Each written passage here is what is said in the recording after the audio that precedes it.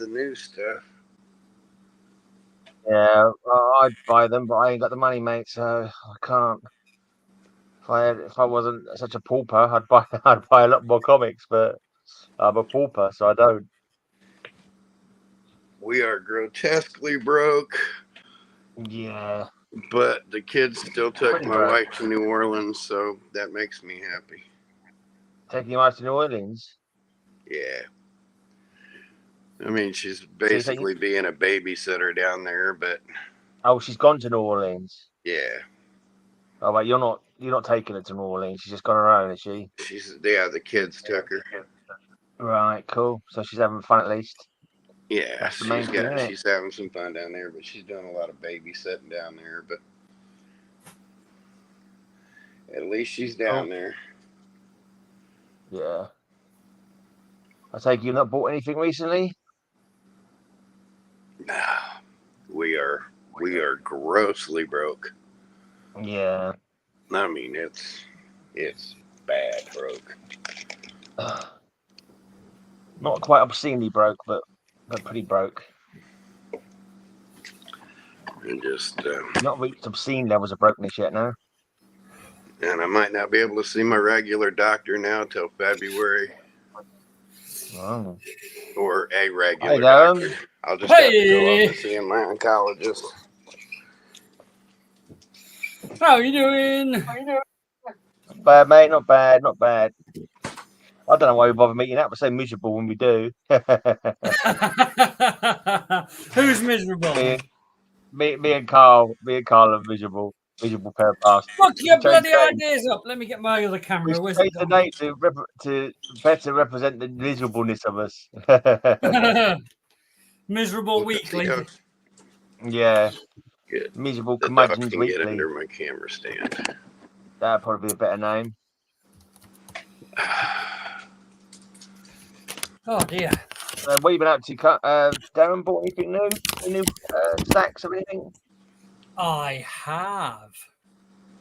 Good, because you might have to be the whole content for this week's show then, because none of us have. I don't think anyone else has got anything interesting to show. What? So it's all going to be once again. It's all going to be on you, mate. Once again, it's all going to be about. It's a madhouse here. A Marvel madhouse. I see. Let me get you on the big screen. Nice.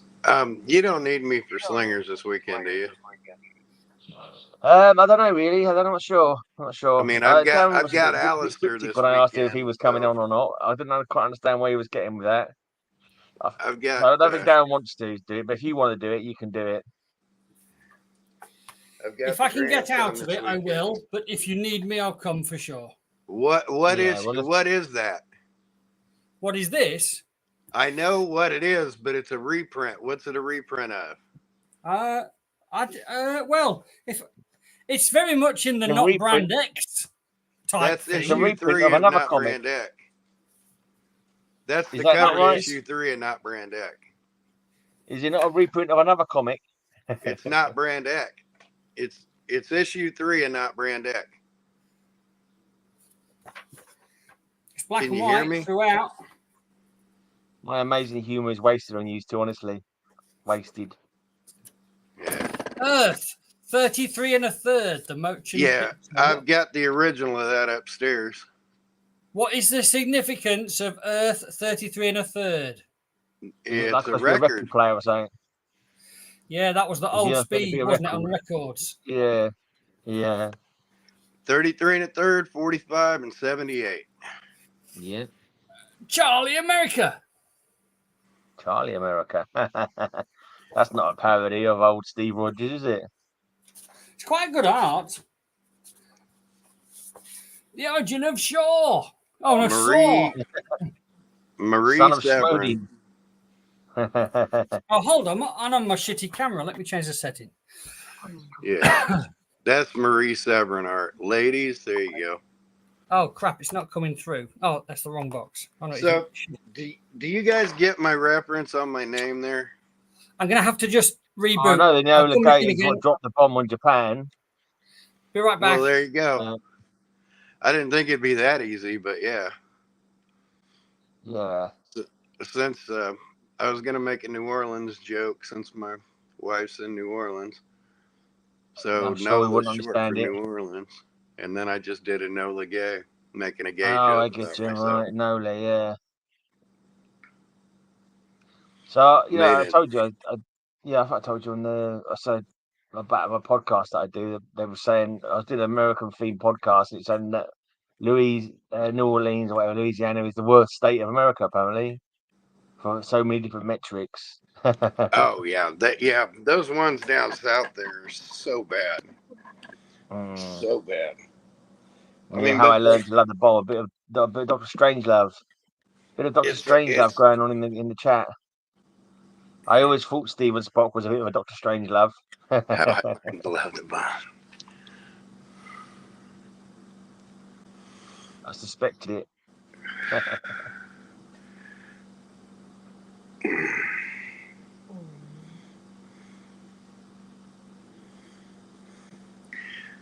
Yeah, I'm gonna try and be quiet for the bulk of the day, but. So what'd you think? Was that a good theme song? You can play 8 seconds without a copyright. Was what a good theme song for me?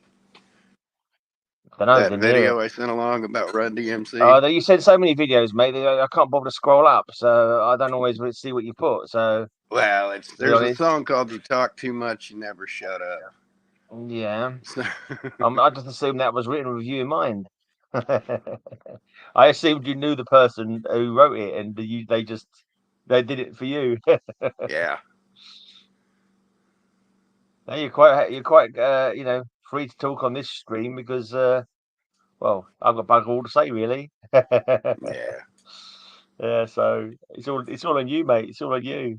Yeah, that's what's in the boxes though with Ray though. It is so hard to stay quiet. Yeah. It is so hard to stay quiet because he's quiet, very knowledgeable, but he will just flash right by a book. Yeah. When I'm trying to talk about the comics that I'm showing, and you're just talking over me non-stop, it's like, oh, come on, Carl, fuck's sake, give me a chance. I just try and fill in the blanks with Ray. You don't give us a chance to be any blanks. Yeah. Anyway, it doesn't matter. It's all good. It's all good. Yeah. I forgot to tell my mom we were on today, but oh well. She's had never mind. She wants to replay if she wants to. I don't know why anyone will watch this, to be honest, because I'm not doing anything. I'm literally sitting here playing solitaire. She keeps having these tests and all this other stuff done. It's just exhausting. Has she got any all clear or anything like that, or? Oh no, that'll be a while out. Too close, yeah. So, and even the all clear, it doesn't matter. I mean, this, I'm preaching to the choir with you. There's just good days and bad days. That's all there is good days and bad days. Yeah. One day you'll be full of energy. The next 3 days you have a hard time picking up a fork. So what? Tell us the tales of your buys this week, then, Darren. I just where did you drive to this time? This was Blackpool. Blackpool, okay. So, was this the one you were talking about before? You were talking about one, weren't you? You was worried that someone might swoop in and steal it off you. Yeah, and I was trying to, but I went to every house in Blackpool, but I just couldn't find the right address. Couldn't find the right one, no. But it wasn't actually in Blackpool, so that's probably why you couldn't find it. Nah, that's it. You lied to me, man. You lied to me. No wonder I was walking around all day with no bloody joy. Yeah. It was in London. No, it wasn't. That would have been sneaky. So this guy got in touch with me, and it was on Facebook actually, and he said he got some comics to sell. So I said, okay, what have you got? And was it on the back of your post about Scotland the other day? Was it on the back of my post about Scotland? Oh yeah, I think it was actually. I think you're right. Yeah, I said I was going to Scotland, didn't I? I was going to be buying. Yeah. And that guy got in touch because of that. Yes, exactly. Yeah. Yeah. And so I said, yeah, okay, yeah, no problem. And he said he's actually going to Scotland for a weekend, and so he didn't want me to come and look at the comics until he got back. So we got back, and then he got in touch, and it was, I don't know, Tuesday this week. What day? So 2 days ago, I went to get them. And he's a lovely guy, and he had about 500 issues of Marvel and DC mixed, and just a box of random stuff. And so we did the deal, and I've got them. And if there's some good stuff. I know I had the lists of what's in there, and he sent me some photos, but I wasn't sure about the condition. So all I did was put them in the box at his house and bring them home. So I actually don't know what the condition's going to be like. Some of them, the covers were split in two and they were off. So some of them are rough, but others so we'll find out now then. Yeah, exactly. Yeah, I'll be finding out the same time you guys will. But then there was, he said, when I was there, he said, "Oh, I found a box of random magazines and stuff. Are you interested?" And I said, "Well, let's have a look." So he brought them out, and so I've just got like a few more little bits of random things. Kyle might like this one. There you go. Lampoons. Spanking cover. I have one of those paddles upstairs. Yeah, you do. We've seen it, stay upstairs. We've seen it. You get it out on every opportunity and regale us with tales of your spanking days. We don't need to know. So I don't know how much of this is like comic and how much is articles. I've never read it. Right. Even the adverts are probably fake, aren't they? Are they like fake adverts? Yeah, right. The whole thing's fake end to end. Yeah. Oh, look, there's a little insert there. That's still in it. Oh, there's a picture story. Photo story. Bumity. There's some cartoony type stuff. Actually. What's that? What do you reckon that is? 70s or something? Like yeah, 78. 79. It says on the cover, 79. Right. What else? Let's see if I can find a comic strip in it. Oh, yeah, there's a comic strip. What's that? Oh, okay. There's like some funny pages. And if you want to be a real man, you can have cigarettes. You want the story on where that came from or how it came about? Yeah, for sure. Yeah, that's weird. You're familiar with Harvard University? Yeah. That's basically America's Oxford University. Yeah. The Harvard Lampoon is basically their comical newspaper, and they run their comedians through there. And the guy that created National Lampoon came from the Harvard Lampoon, and then he tied into guys. And I know in Britain, Saturday Night Live and stuff don't mean much to you, but like National Lampoons, you've seen Christmas Vacation and stuff like that with Chevy Chase. Yeah. That's Animal House films. Yeah, that's where that stuff comes from. There you go. That's that color strip inside. The first Suicide Attempt comics. Yeah. Blimey. But yeah, that's where they come from. And then the irony of that is the guy that created that committed suicide like 2 years later. God. Nice. There's another one. Success issue. National Lampoon did Hitler's favourite cartoons. They're not meant to be John Wayne Gacy, is it? Look at them names. Not in this issue. Look at them names. Belushi, Kaufman, Steve Martin.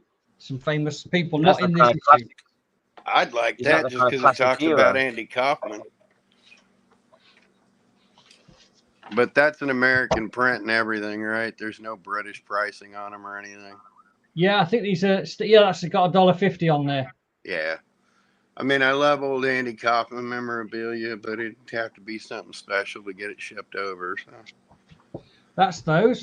Then there was. Oh yeah, Dr. Who Weekly. And I know those are probably dime a dozen over there, but man, those are hard gets over here. They're Marvel UK, aren't they? They're not. They're not easy to get over here.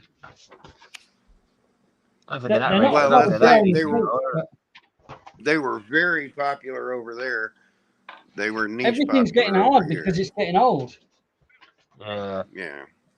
I always say I was so annoyed. I had them from number one, and I moved the house in 1980, and somehow they got left behind.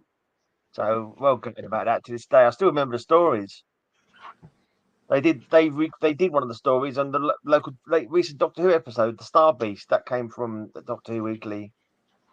What's and when that I saw one? the Star Beast was going to be, in the future in this series, I jumped out of my chair of excitement. This is a classified ads page inside the Doctor Who mag. Forbidden Planet, look. Oh yeah, the old shop. Always wanted to see a Dr. Seuss crossover. A Horton Hears a Doctor Who. Fair enough. We'll have to ring those numbers, see if they've still got some. Doctor Who and Dr. Seuss crossover. Tom Baker.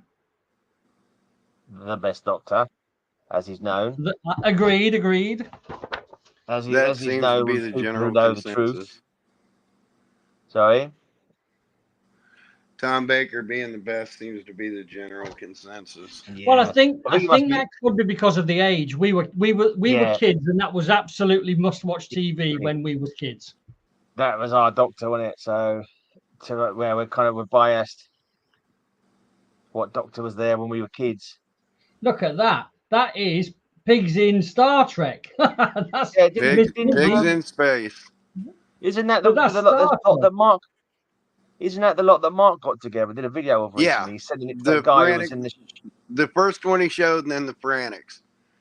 So the Not Brand X reprints. Do you know what that's a reprint from? Help stamp out signs.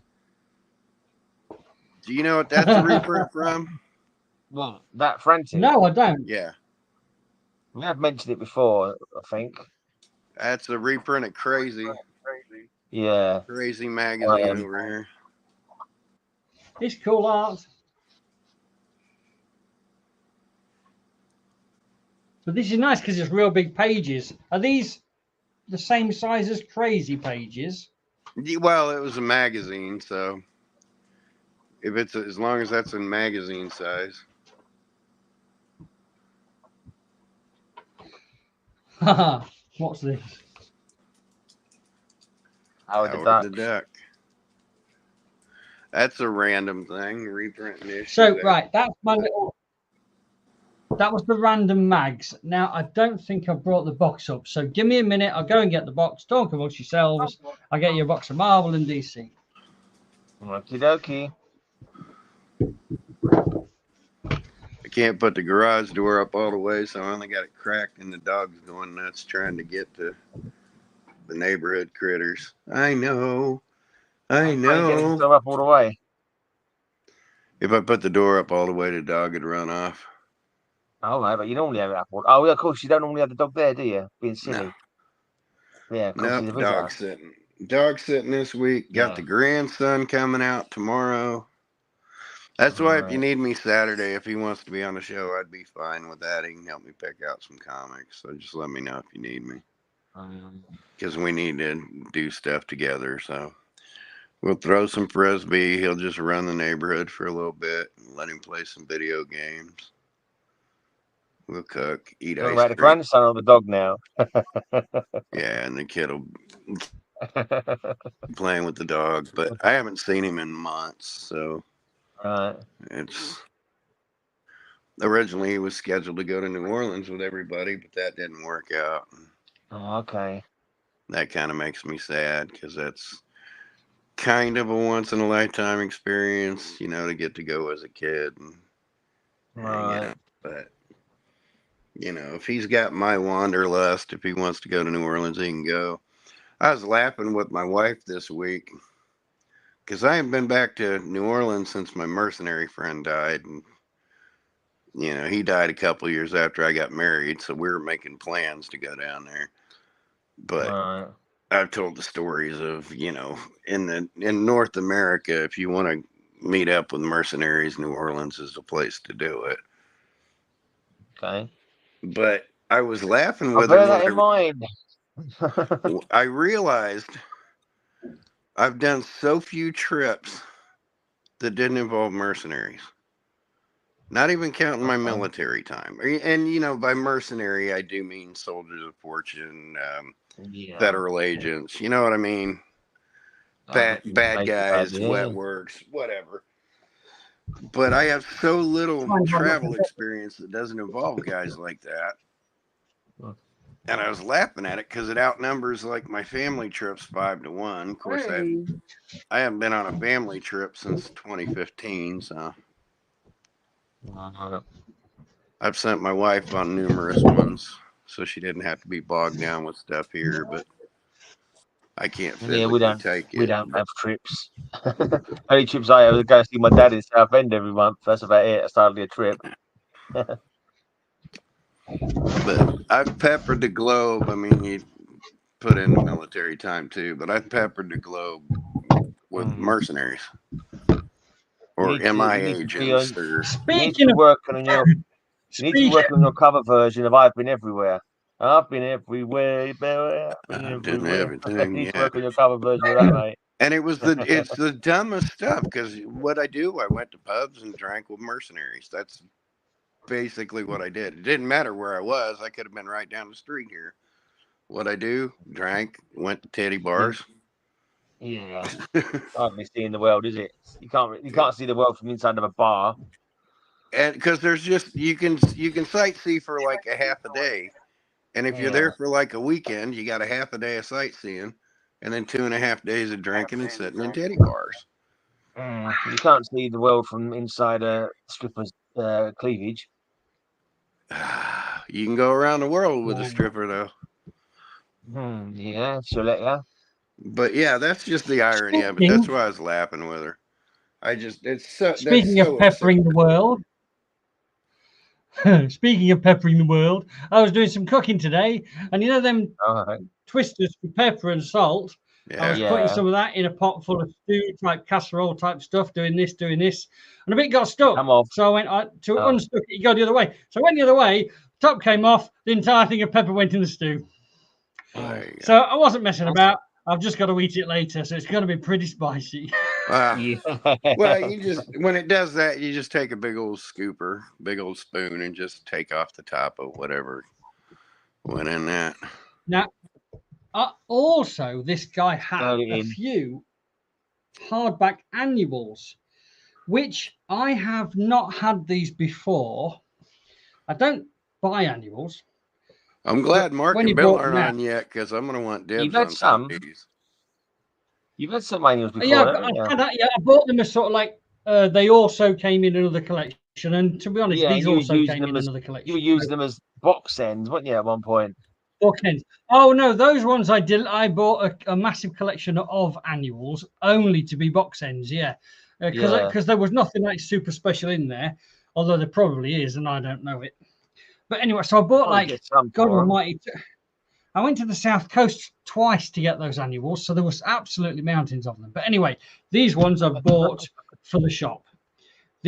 I like these, right? I really like these. Oh, there you go. Annual. Look at the quality of the spine. That is, well, I nearly said mint, but you know. I'd be willing to bet Bill would pay a pretty penny for that one. Well, these are absolute. This is an immaculate copy. That one, that is immaculate. What is it from like 1972, 73? That is MCM LXX 1970. 70, yeah. Not price clipped. Oh look, there's the price in old money and new money. 62.5 new P. That's from bloody well 69.70. That's great condition. That is just the pages. We'll take the pages and make sure I'm drawn on them. I can promise you can put that on the bill pile. It is beautiful. Beautiful. I mean, he might have drawn and cut out, but who knows? Anyway. Yeah. Bill's gonna love that one. Keep those handy. So. What time's he coming? He said about an hour late. But yeah, it ain't gonna take it ain't gonna take a genius to know he's gonna salivate all over those. Yes, the trouble is that can he afford them? He's got so much bloody well. What do you call it? Going to be shipping's going to be enormous on those, isn't it? Oh yeah, we'll figure it out. It's like 5 comic books. We're still waiting. We're still waiting for the freaking ones that you put on the pile like 6 months ago. So it's like Schrodinger's comic collection. I've said that before, right? It's your virtual collection. We're never going to see it's a virtual collection. Yeah, you're right. It's like an NFT. Right, that was cool. Now then, I have shown you before some papery comics called Super DC. Do you remember? Yeah. It's got like really, Batman and Superman in a papery cut. I don't know where the hell they are. Yeah, they're basically rebounds. Reprints, I'm guessing. Yeah, Super DC. Yeah. Look at this annual version. And again, that is just immaculate. That annual is really clever because it's like it's decades before worked out that Matt Damon was going to be Batman. Is it Matt Damon? Ben Affleck. Is it Matt Damon? Oh, Ben Affleck. That's the Ben Affleck. Ben Affleck Batman, isn't it? This is 1970. Yeah, Batfleck. 1970, and it is beautiful. I don't do well at remembering names or anything really, to be honest. Remembering stuff is not really in my remit. Oh, Smash. I had that one. I'm pretty sure I had that annual. Oh, 67 then, maybe not, but it looked familiar with the snow on it. But a lot of them had snow on it at that time, didn't they? You could never convince me those came from a coastline. You could never. Oh. That boggles my mind. You said you were on the coast when you picked those up. Yeah, it's not exactly wet out. It's not like it's not bloody. Yeah, it's not. It's not like on the sea. You can't see the sea. Yeah. Well, but like I mean, the lighthouse, and I think they tend to be like New York, Philadelphia, things like that. They tend to be dank, more moisture in the air because you're closer to the ocean, so they tend to weather a little bit more. Like in the United States, it works out perfect about the time you get to Colorado. I don't think it's that wet there. 12 and 6. But on coastlines, there's like saltwater air gets out, just the smell of saltwater air, and it just kind of creeps. Those things were in boxes and well preserved. 1969. Yeah. So you've got like a lot of text stories. You've seen text stories like this before, Kyle? Oh yeah. In fact, that's it. It looks like the whole bloody annual is a text story. Well, different. Damien, we're sitting here in a mostly empty room. Damien, why don't you come on and join us? Oh, here's a puzzles page which he has completed, but thankfully in pencil. You're gonna rub them out and sell it. Well, I won't, but it's easy to do. Completed in pencil, not really tore up, so that's cool.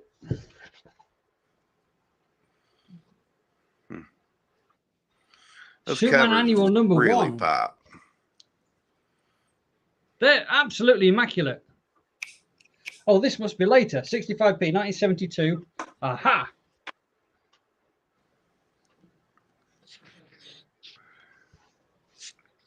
Very nice. These are absolutely, I mean, they're as good as you're going to see. This condition is very rare and commands a premium. Yeah. And none of them have been clipped. No, none of them have been clipped.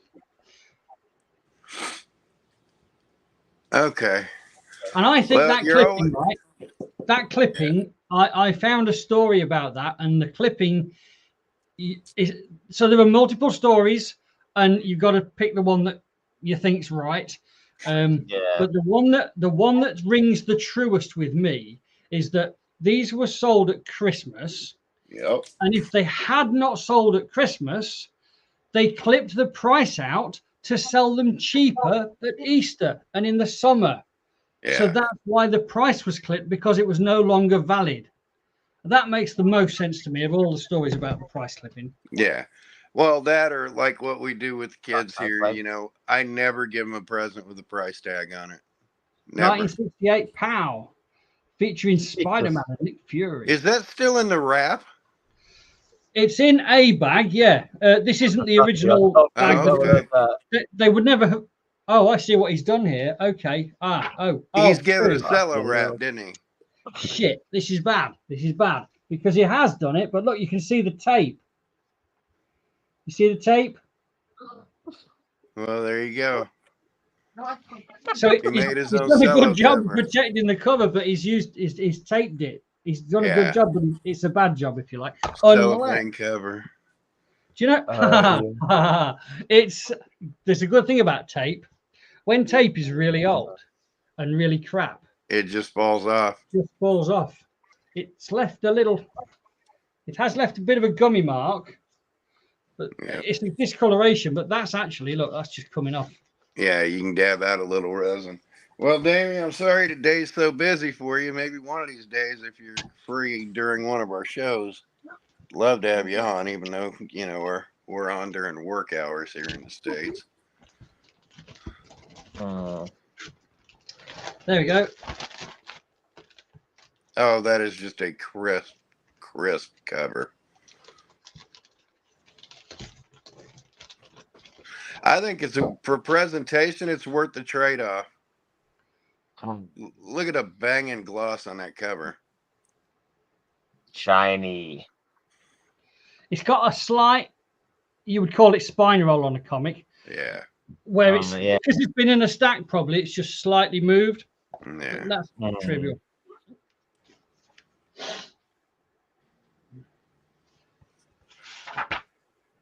Oh, this one's clipped. Oh. It's not the end of the world, but I don't think it is, no. And the clippings never affect the story because there's nothing on either side of it. So it's a minor defect. Uh-oh. What issue is that? That's got to be one of the early ones, isn't it? The Chameleon? It is. It's got to be early because Fantastic Four's in it. Well, it's issue 13. The art looks very dated. It's the intro. It's the intro of the Chameleon in issue 13. I think Nick Fury's in here as well somewhere. Here we go. Here's a Fury story. Who is the Chameleon's brother? The Lizard. They're going to be in a movie together here this summer. Craven the Hunter. Yeah. Yep. What's that one from? Yep. They're going to be in a movie together this summer. I'm sorry. I'm looking forward to that. That's Jack Kirby's strength, or that's Jack Kirby's shield right there. What issue is it?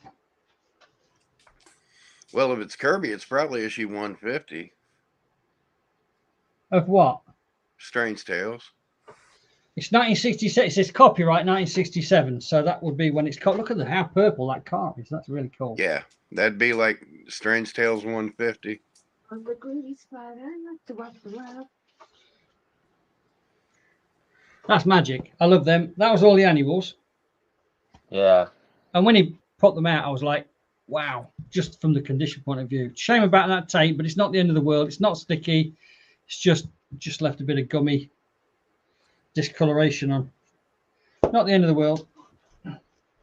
So they're good. Also in there was just a couple of these. Oh, I want that so bad. I do. Hey, the other guys aren't on. You can put that on my pile. Well, Mark won't want it because I don't care. That's fine by me. In incredibly good condition, except for that one rip. Well, that takes it down from like a 7 to a 2 almost instantaneously. Oh, it's low grade, but it's the only real fault. You know that it hasn't got the yellowing on the back. That is beautiful. Yeah, that's what I said. It takes it from like a 7 to a 2.5. Once that rip gets longer than that right there, then it just drops the grade down to like the 2 to 3 range. Wow, that's a really thick page. But you can put that in my pile all day. What's significant about that issue that's originally from?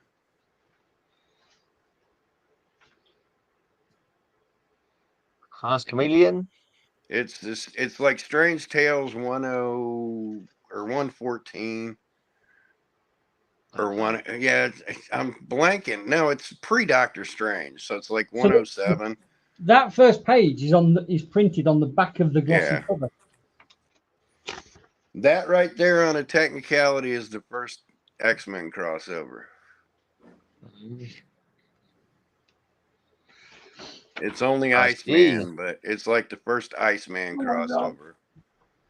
Right, then, just this other one. This is the only other one. I was going to say that's another X book, but that's Avengers. That's Swordsman. That's like Avengers 62. It's got a slight bit of, well, it has, yeah, it has, yeah. It's that ripple thing where the glue just dries out and just slightly crunches. Which that was common binding back then, so. Mightier than the sword. Fabulous. Puppy, are you thirsty? You need some. But you know, Kyle, have you ever sort of opened one of these? Have you ever had one of these? Yeah, I've got a few of them.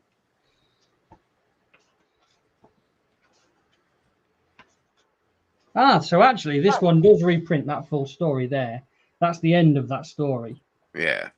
Well, they'd cut them in half. They'd print the beginning, and then sometimes they'd print both sections in one book. Sometimes it'd be one, then the following month, the second half of it. Whatever they could do to get page count. Beware the boy. The boy. Then there's a text story. Look.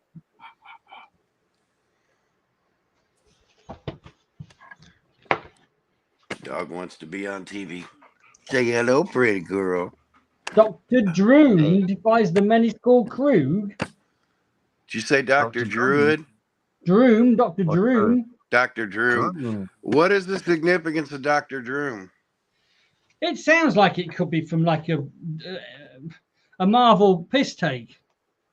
What is the significance of Dr. Droom? I kind of want that book now. What is the I haven't got a clue. I've never heard of Dr. Droom. On a technicality, in the Marvel Age. In the Marvel Age. Like that is Marvel's first superhero of the Silver Age. Dr. Droom was. Dr. Droom predates, it's like from, I want to say Amazing Fantasy, like 2 or 3. Okay. Would you stop showing books I want? It's a 10D1. Would you stop showing books I want? God damn it, Darren. Put that in my pile. I don't have a 10D King comic. I don't have a 10D King comic. I don't have a 10D King comics. God damn it. Stop. Stop. Yeah, Droom became Druid. Droom became Dr. Druid. And look, there's a Flash Gordon. Druid, okay. Flash Gordon advert there. Yeah, he became Dr. Druid. They morphed him into Dr. Druid. I mean, they also consider Dr. Druid like a... So you're saying Dr. Druid's a really old character then? I didn't mind good Dr. Druid, but he never got much... he came out in 1959, 60, and they basically consider him a Doctor Strange prototype and stuff like that. He fell into prototype range. And Dr. Druid never got big, but that's basically what he came from. Yeah. Then there was just some random rubbish like this. Oh, X-Men Annual 1. Sadly, being a reprint, but... You know, that's spectacular. That's a couple $100 book. And that's only very good. It's got a bit of writing on the cover and it's not perfect. But actually, it's not bad. Okay, so you're looking at 75 pounds. Yeah, do me. And then, so what we're about to see is what he had done is he had organized his comics by set, numerically on the whole. But again, I'm picking them up, putting them in boxes, so I'm jumbling them up in stacks. So we should see some sequentialness, but it's not like he's got every single issue. It's fragmented. He's got Marvel. He had 220 Marvel and 220 DC around that. So this is a rant. There's 3 short boxes. This is just 1 short box, the mixed one. But there was a nice pile of stuff on this one.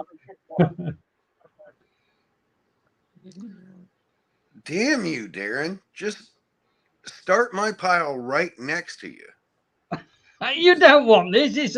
It's a Saint cover. It's got a 10D stamp. I want that. It's an issue I need. A 10D stamp to me I like. It's got a bit of rip super high grade. I don't care. I'm looking to complete the run. It doesn't have to be perfect. It doesn't have to. I don't mind. That does not bother me at all. It doesn't matter because you're never going to sort out the prices anyway, so it don't make a difference. It's going to stay on my shelf. I'm not going to upgrade them. If it's all there, it looks good. It's readable. Another pile. Let's stick it on the chair. Hold on, put it here. You have to stop coming with these. Son of a bitch. Son of a bitch. That has got so much going for it. It's a shilling copy. Hi, Kenneth. What is significant about that book other than the fact the Hulk appears in it? Is it to do with the reprints or not reprints of the X-Men? Yes. Is it the first one or the last one of the original? The last of the original. They started reprints. I know a little bit about comics occasionally. They started reprints in the next issue. But it's a shilling copy. Everything about that book I want. You want it or not? Oh, God, yeah. That was if so it's all there, it's all there, what a hell of a way to complete it. Was it not really close to being cancelled, that run?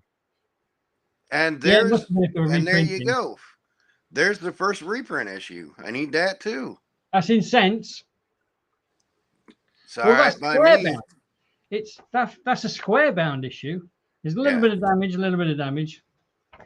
You want it, Kyle? Yep. Jeez Louise.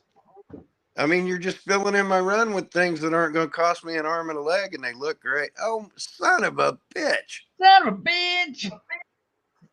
Why is that issue so important to me? Impress the shit out of me. It's got Wonder Man in it. Nope. What is the one X-Men book I am insisting on having? Oh, is it number 15 and there's a reprint of it? No idea. That's the reprint of issue 15. I suppose you want this one, do you? Oh, yeah. What was it? And the rest are kind of fillers. I'm not worried about the rest of the reprints. I mean, they'd be cool to have, but I'm not worried about the rest of the reprints. I'll get to them eventually. But, I mean, they'd be cool. But you just keep coming up with things because I have this narrow list. And he's just whipping out things from this narrow-ass list. God damn it. Not another one. It's a reprint, but it's a fucking pants copy. Hell yeah, I want it. Do you want it? Yeah.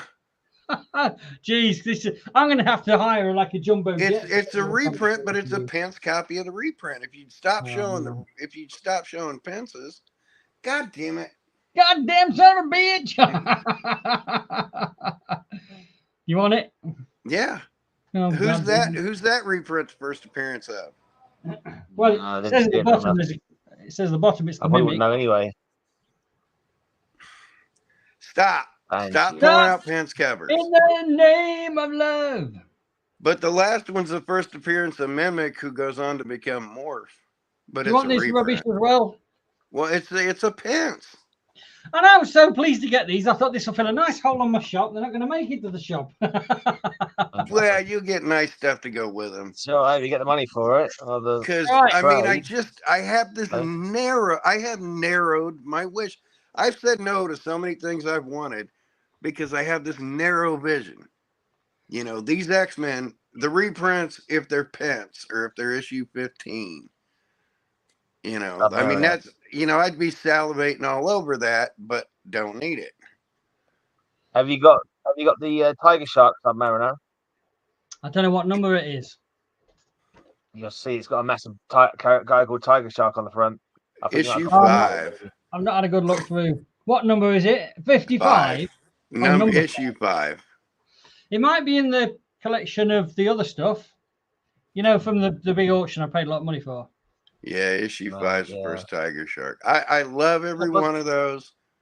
But now watch. You're going to pull up the first blue suit in a Pence copy. Suit? You're going to pull up Subby's first blue suit. Quit, dog.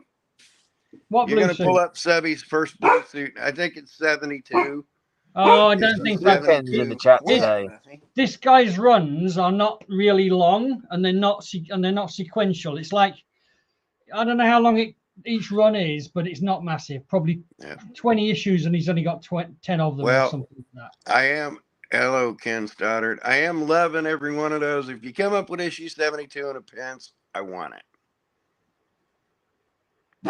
But again, still a bit of damage on him, but these are great. I'll quit. I mean, I need quit, dog. I need Submariner 35, but you're not even close to that. No, we're going up, not down. That's one of the only Submariners I've got. You're holding there. He's not very good at bloody stacking them. There's a few folds on the corners and stuff. I still need Subby 35 because it's a Defender's precursor. 34 and 35. I'll have it in that other set. That other set had full runs of everything from wherever the start issue was, and I know that they had it from issue 1, so it'll be in that other set somewhere. Yeah, I need 35, and that's on my very narrow list. I'm just good at buying. I didn't think it was that. God damn it. I watched that video that you're talking about just before Sticky Goose started sharing it, because I saw a guy sharing it on one of the comic book pages on Facebook. It's a Welsh guy, and he wasn't. I won't say it was a particularly epic rant. It was just a rant about some poor stuff. I mean, Darren, that's the one I was talking about needing. Is it 67? I thought it was 72. Oh, that's the blue costume. Oh, yeah. I've watched Sticky Goose twice, and you can tell it's the blue costume. It's a Pence. It's not terribly expensive. It's not cheap, but I love it. And then that's the next. I wouldn't mind that either because it's a Pence. How do you do this? I am very good. I mean, I have this narrow. Yep, that one too. There's only a couple. It ends in issue 72. That's why. What ends at issue 72? Oh, well, we're on to 4 now. The series ends in 1972. So the series ends in issue 72, not 19. Oh, I see. It goes up to issue 72, but 67 through 72 it's probably before that, I guess. That's a square bound. I want the issue of Fantastic Four where they work on the suit too, but Lest Mankind Fall. All beauties. Who's the guy with the green face? I'm pretty sure that's Ego.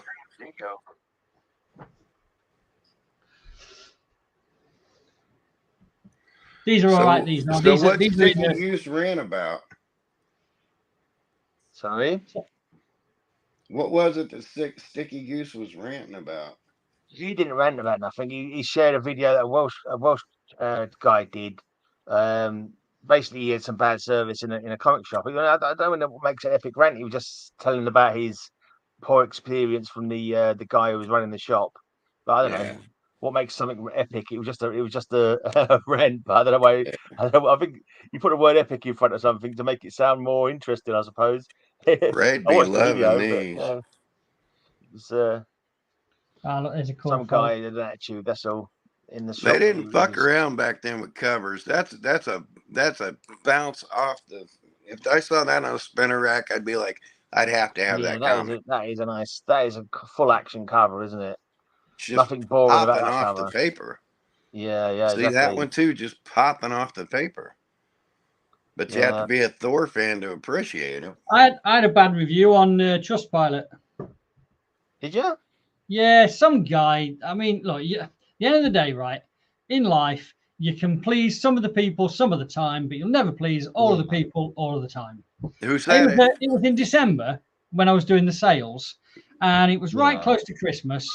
You know, Christmas Eve was something like, I don't know, Thursday or something. So it was a real short week, and I had a stack of orders to get posted to hope to get them to arrive for Christmas, right?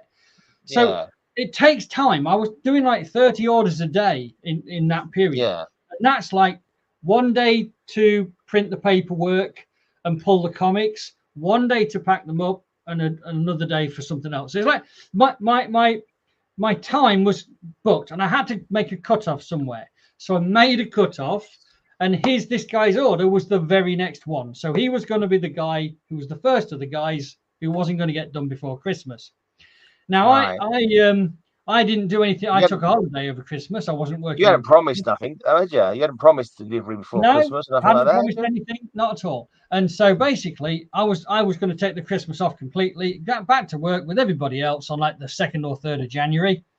So his would have been posted on like, I don't know, the 2nd, the day after the bank holiday, and he would have got it the next day. So in terms of working days, it was 4 or 5 working days from his order to delivery of his package. However, it was like a 2-week period because it was over Christmas. Anyway, so he came on to me like, I don't know, like 2 days after Boxing Day and said, where's my order? And I said, I'm not working over Christmas, and explained the whole thing like I've just explained it to you, that there's got to be a cut-off somewhere and so on and so on. He said, I want my money back.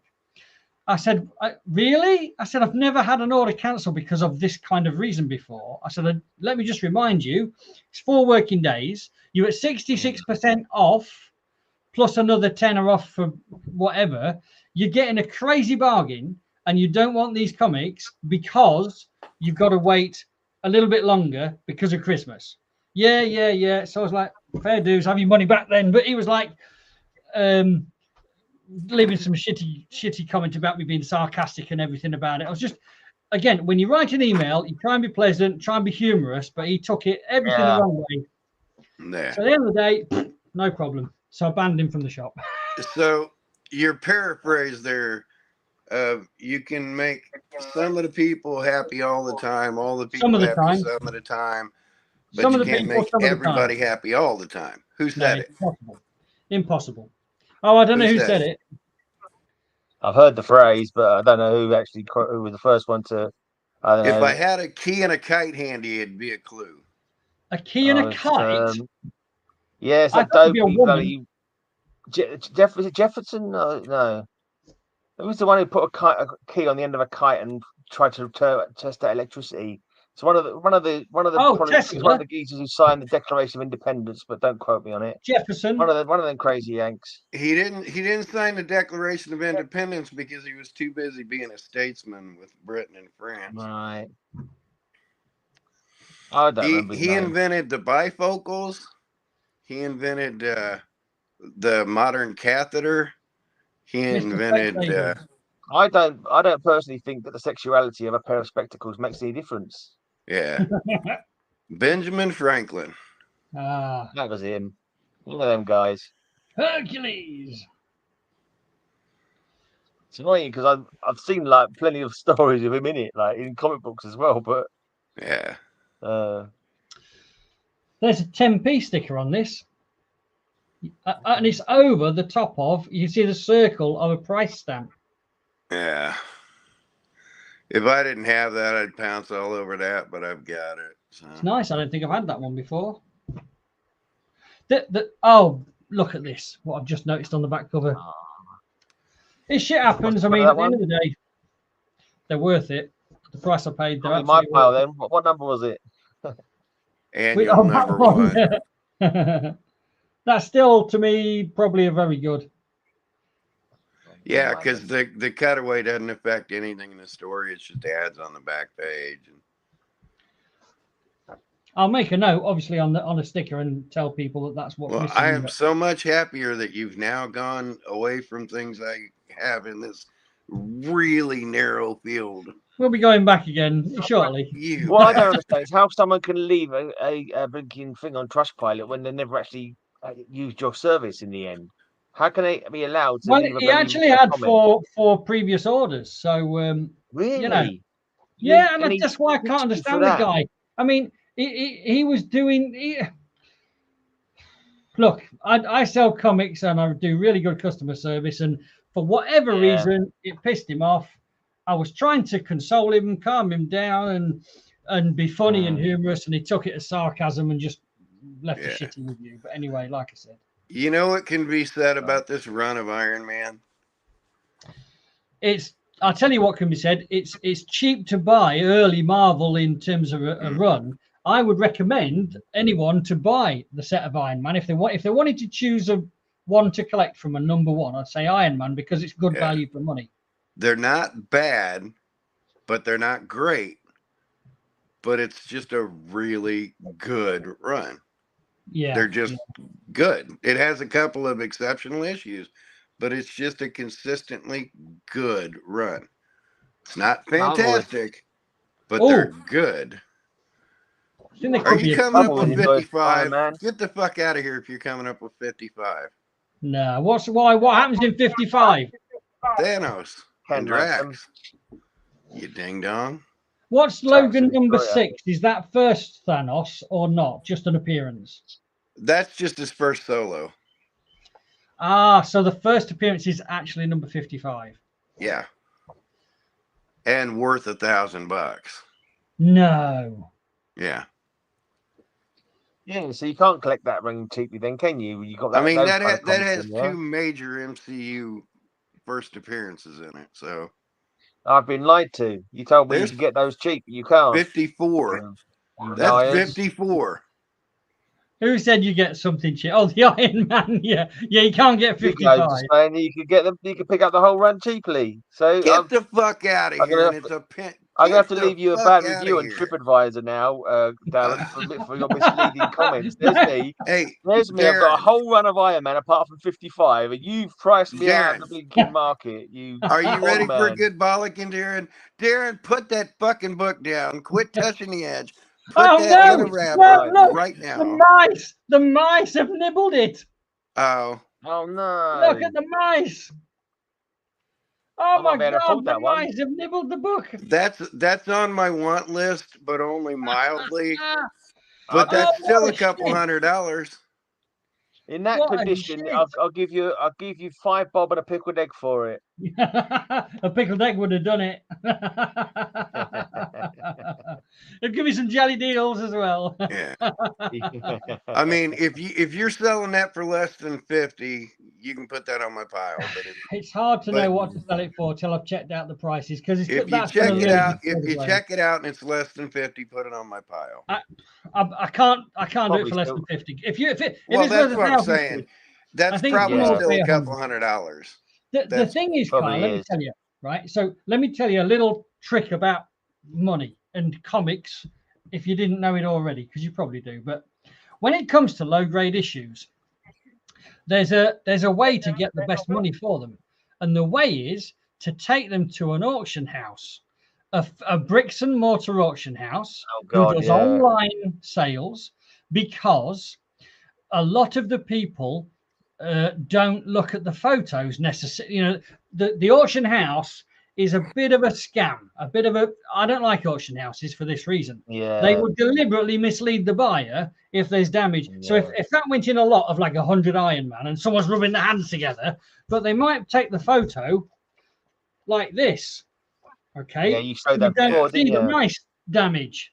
And so someone's thinking there's $1,000 book in there and they'll buy it. So that is the way.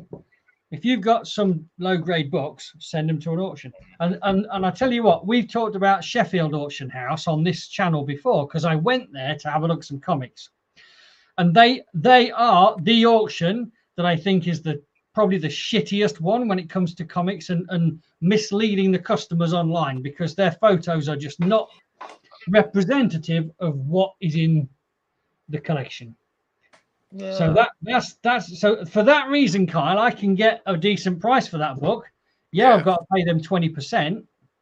Yeah, but nevertheless, I'm going to get more than selling it on the shop. For if you break down what you paid per issue, it's just a walk. You're going to have to throw your morals out the window, though, mate. Well, I just give it to them. They can throw the morals where they want, as long as I. That's true. That's a good point. Yeah. And again, with that issue, the art's good, the story's good. They don't hit the great stride with Thanos and stuff till later. But the fact that it has two massive introductions in it. It's a nice little run of Iron Man. This one is sequential.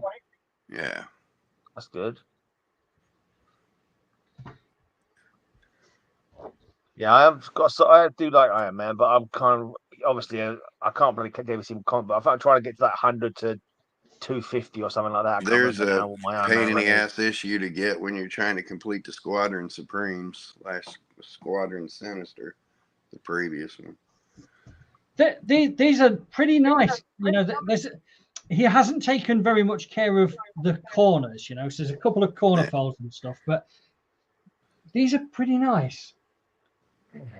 You're about to hit 71. 71's the next major issue.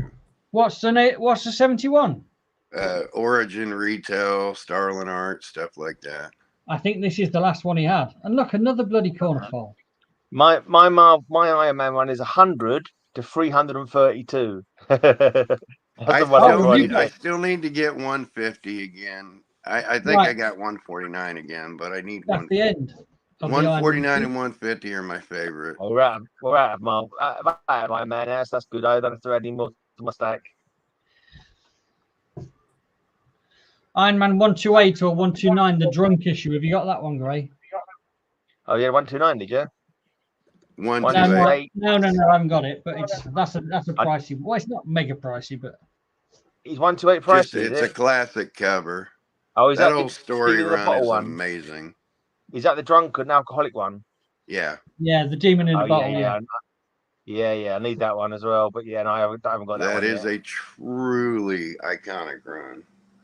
Yeah. Dog, do not hump my shoes. The dog is humping my shoes. Wow. Yeah, these are all right. I mean, there are some flaws in them, but it's good to get a bit of action now and again, Kyle.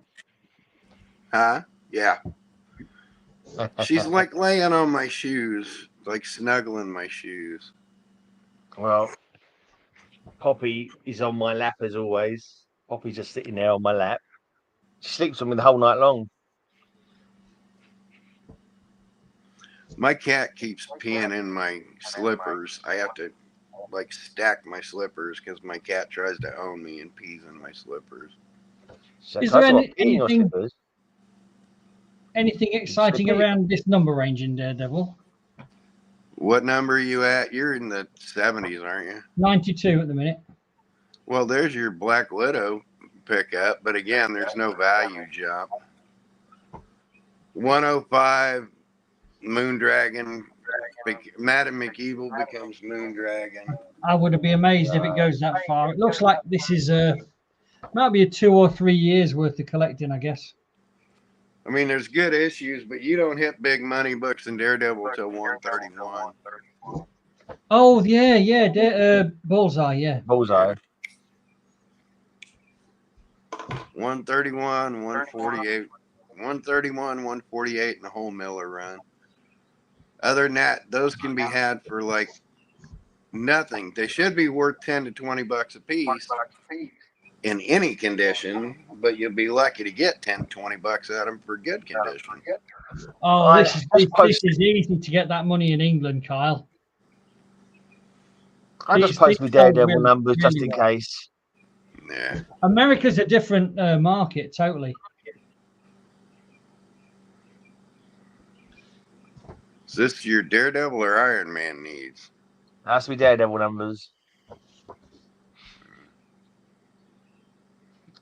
But to be honest, I have been contemplating just stopping with the Marvel and trying not even bother keeping Marvel on my list anymore because most of the Marvel boxes are full up anyway. It's like I couldn't get any more in them.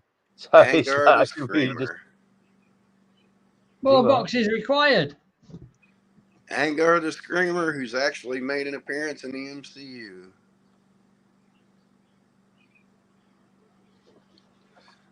See, now those, I would always put these Daredevils about one rung below. There's some good ones in there. That's a really good one. But most of those Daredevils are like one rung below the Iron Mans. And they really pick up. It just goes nuts. So late 70s, early 80s, the Iron Man quality. Yeah, there's Moondragon being called Moondragon. Those are in great nick considering the block cover. I figure you like the Moon Dragon, Carl, because she's very much in the Defenders, isn't she? You can tell the condition from the back cover. Look how white it is, and there's that's a nice condition back cover. I mean, this is literally, these have never been bagged and boarded again. This guy bought them when they were brand new, and they've been stored in cardboard boxes ever since. Not comic boxes, just random boxes. And he told me he moved to Canada and took them to Canada with him, and then he moved back again, and they came back again. So these have been across the Atlantic 3 times. These are well-travelled books. They've got air miles. DC coming up, Gray. Keep your pants on. Well, actually, though you say that, I have got my trousers off.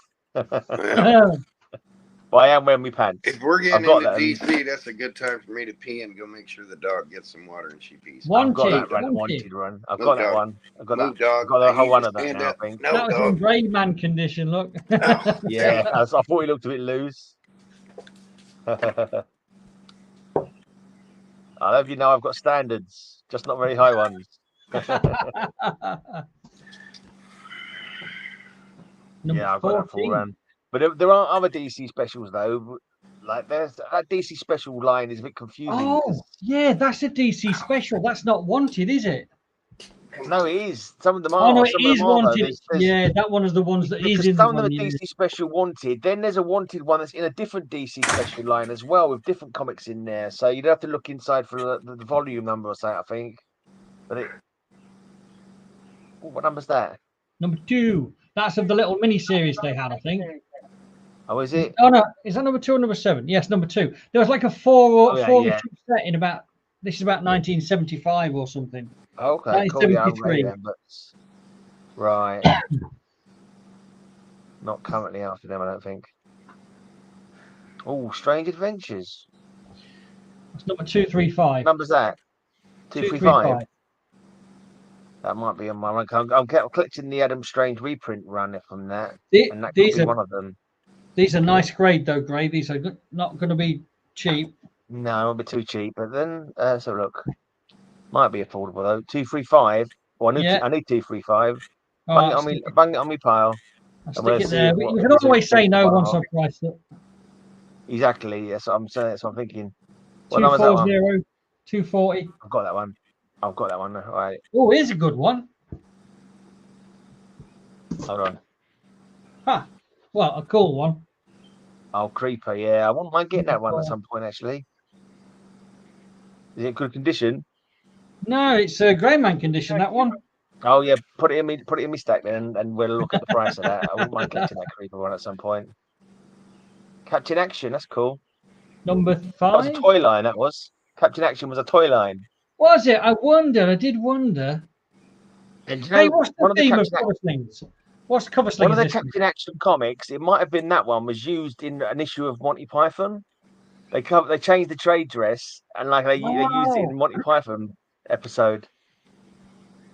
What's cover slingers this week? Sorry? What's the theme of cover slingers this week? Ice. What? Ice. Yes, ice. Ice, baby. Check this bad boy. Oh yeah. Number 1. Wanted.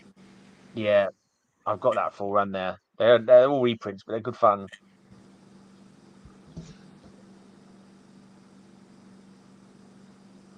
Look at that. Yeah. The Joker and the Penguin shooting the Batman. Yeah, they're cool.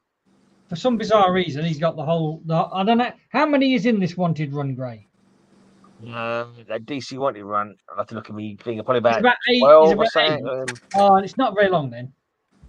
No, let me see. I've got them in box 31, I think. So let me just go to my little list of all my boxes. Box 31. DC wanted 1 to 9, so there's only 9 in the wanted ones. You're well organised if you know what comics are what in what box.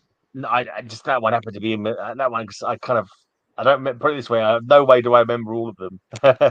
In fact, most of the time I get them wrong. I do like that run though. That is a cool run. Why have they got like two splits. Is it two different stories inside, or not? Yeah, they're all multiple stories. They're all reprints. They're all various reprints of stories. They're quite old stories, well. Actually, they're quite old reprints. A lot of them. There's some Golden Age reprints in there. I like them. I don't. Oh no! Get your list out. Oh no!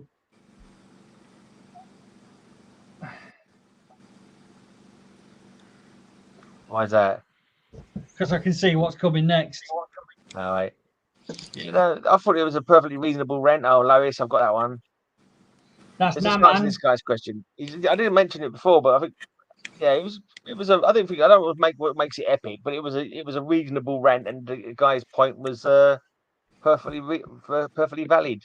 I actually left a comment on the video if you want to go and check it out. What I said, but yeah, just rather frustrating service. I've got that one. I was going through I went through my lowest range on Tuesday night for what's in the box. Got that one.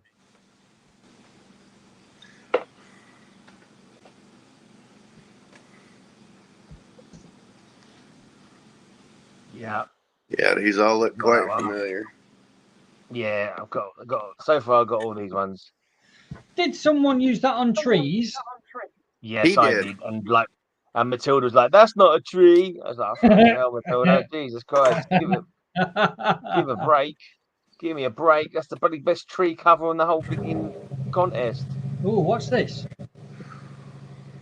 That's a giant. Oh, what it's just number number 113. 113. Let me just double check. I'm pretty sure I think I've got it. So look, lowest lane. Oh, I've just gone past it. Foolish boy. Oh no, Gray! This would have been awesome on the bloody romantic one. Yeah, that's true. Oh god damn it! I didn't think of that one. I've got it as well. I have got it as well. Never mind. Yeah, I've got that one as well. You got. There's not that many I don't have now of the lowest, unfortunately. They always see the same ones again and again. Yeah, I've got that one.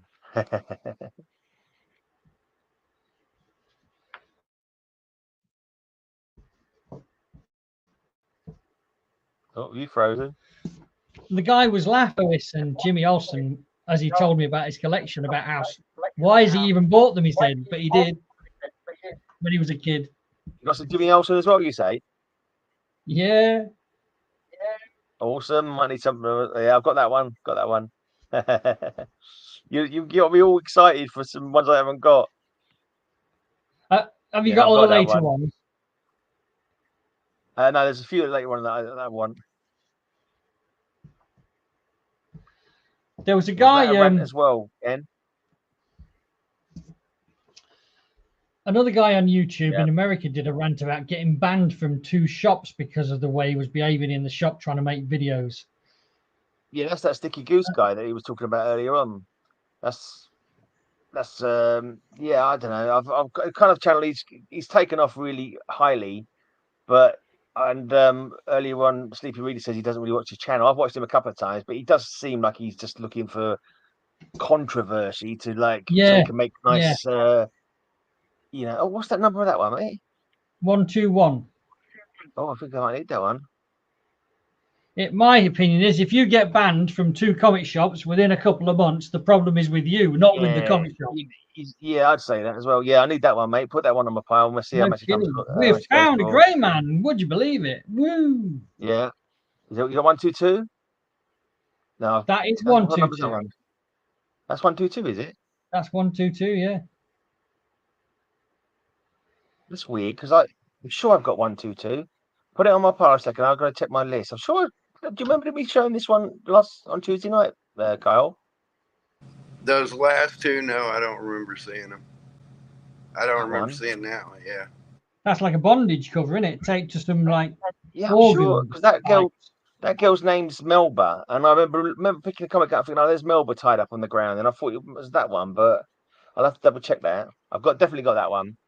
This was one I only got that one fairly recently because there's another one which is in space in a spacesuit, and I kept seeing that one, thinking that was one I already had, but it was a different one. Definitely got that one. That's such a cool cover. Lois of the Jungle. Such fun. I don't think I've ever read a Lois or a Jimmy Olsen. I'm pretty sure I've got that one. What number is that one? 125. Yeah, I got that one.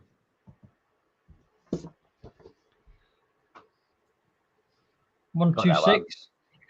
Yeah, I got that one. There's two more I need. 132 and 133. Oh, well, it's a chance. I mean, we're not far off, and it seems to have got everyone in the set. We're getting towards I'm not sure when it ends, though. That's the only thing. Not far off. Not far after that. Those are right towards the end. 132, 133. Right towards the end of the run. Let me just quickly find what was the show I did last? Was it show 39? I did What's in the Box. I think it was. I think it was show 39. Is that my lowest box? Oh, getting close. Oh shit! I think I do need that 122. It's going to miss it, Gray. Yeah, The next issue I is do need that 122. What did you say the number was you wanted? 132, 133. Oh no! This looks like the last one, and it's number 131. Never mind. That's unlucky. Now we're going to get Carl going again, I think. I think I need that 122 though, so keep that on my pile. Yeah. You ready, Kyle? Oh, that's nice. Nice Adams, but yeah.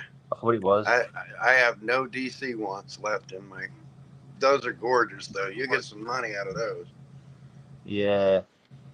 Batman always goes for a lot of money, doesn't it? Batman. Adams, that Adams run especially. Yeah. But the only Adams run I'm trying to complete now is Green Lantern, Green Arrow, because I got 76 signed, so I might as well get them. Yeah. And I really want the Dead Man run in here's where he kills Talia. It's a shame. All gets so expensive because of his work, you know. It's kind of like just a bit jarring. Oh, that looks. I love Dead Man. So in 205 is Strange Adventures is done by Infantino. And I don't like Infantino's work, but I do need Strange Adventures 205. Super DC Giant Challenges of the Unknown. What's the number of that one? Kirby could sure as hell draw a dinosaur. Number 25 of Super DC Giant. Yes, I thought it was a giant part of a giant run, but I don't think I'm currently trying to click that. So I won't say yes to that one. It'll probably cost a lot of money or a fair bit anyway. Ooh. That's flipping. Try that on my pile. That's a super giant. On my pile and see how much it goes for. Well, it's not in the best of condition. I mean, it's probably going to go definitely on my pile then. It might. Definitely my pile. Yeah, that's a very good. That's a very good. So. Challenges of the Unknown. Ultivac is on the loose. No, Ultivac is loose. I've got that one. Linda Danvers, sister of Carol Danvers. That's a real coincidence, isn't it, really? No relation. Not even the same company. Different universe. Yeah. Ooh. That just looks awesome. Is that just the giant one? What number is that? Is that part of the giant sea or the part of... That's number 403, so that's part of the Legion. Oh. That's a high number, you sure? Yeah, number 403, yeah. Oh, no, sorry, it's Adventure Comics. Oh, yeah, of course, Adventure Comics. Let me quickly check my Adventure run, because that was too high. I was way confused by that. I'm like, Legion 403 that long ago. But you can pop that on my pile, mate. Pop that on my pile, and we'll see how much you're asking for it when it comes to it. You're never going to get in touch. You're never going to sort it out anyway. So I could have a massive stack, and they're all there in full anyway. It's my dream pile. I've got that one. That was when there was like, look at a costume on that one, Darren. It's like all open at the side. Yeah, it's weird, isn't it? It is weird that. Yeah, I don't know if that was an inking fault or. I know they were making up new costumes all the time during that run. I think readers were sent in costume designs as well at that point. Ah, right. I've been after my operation.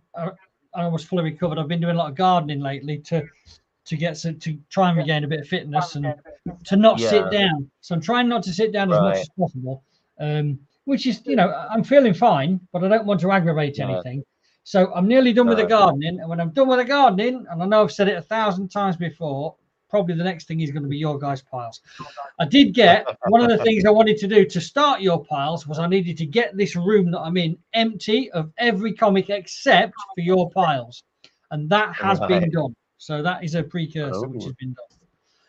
What's that, babe? Helen, I think there's no such thing as being done with the gardening. Lisa says there's no such thing as being done with the gardening. That's very true, Lisa. That is very true.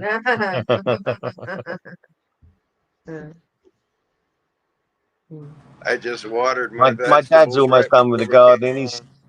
He's 86 now and he can't garden like he used to. He's unfortunate. Yeah, the garden's done with him. Yeah. I think I've got that one. And it's a really cool because I love to be the shop that's got comics from this era. Because this is my favorite kind of era.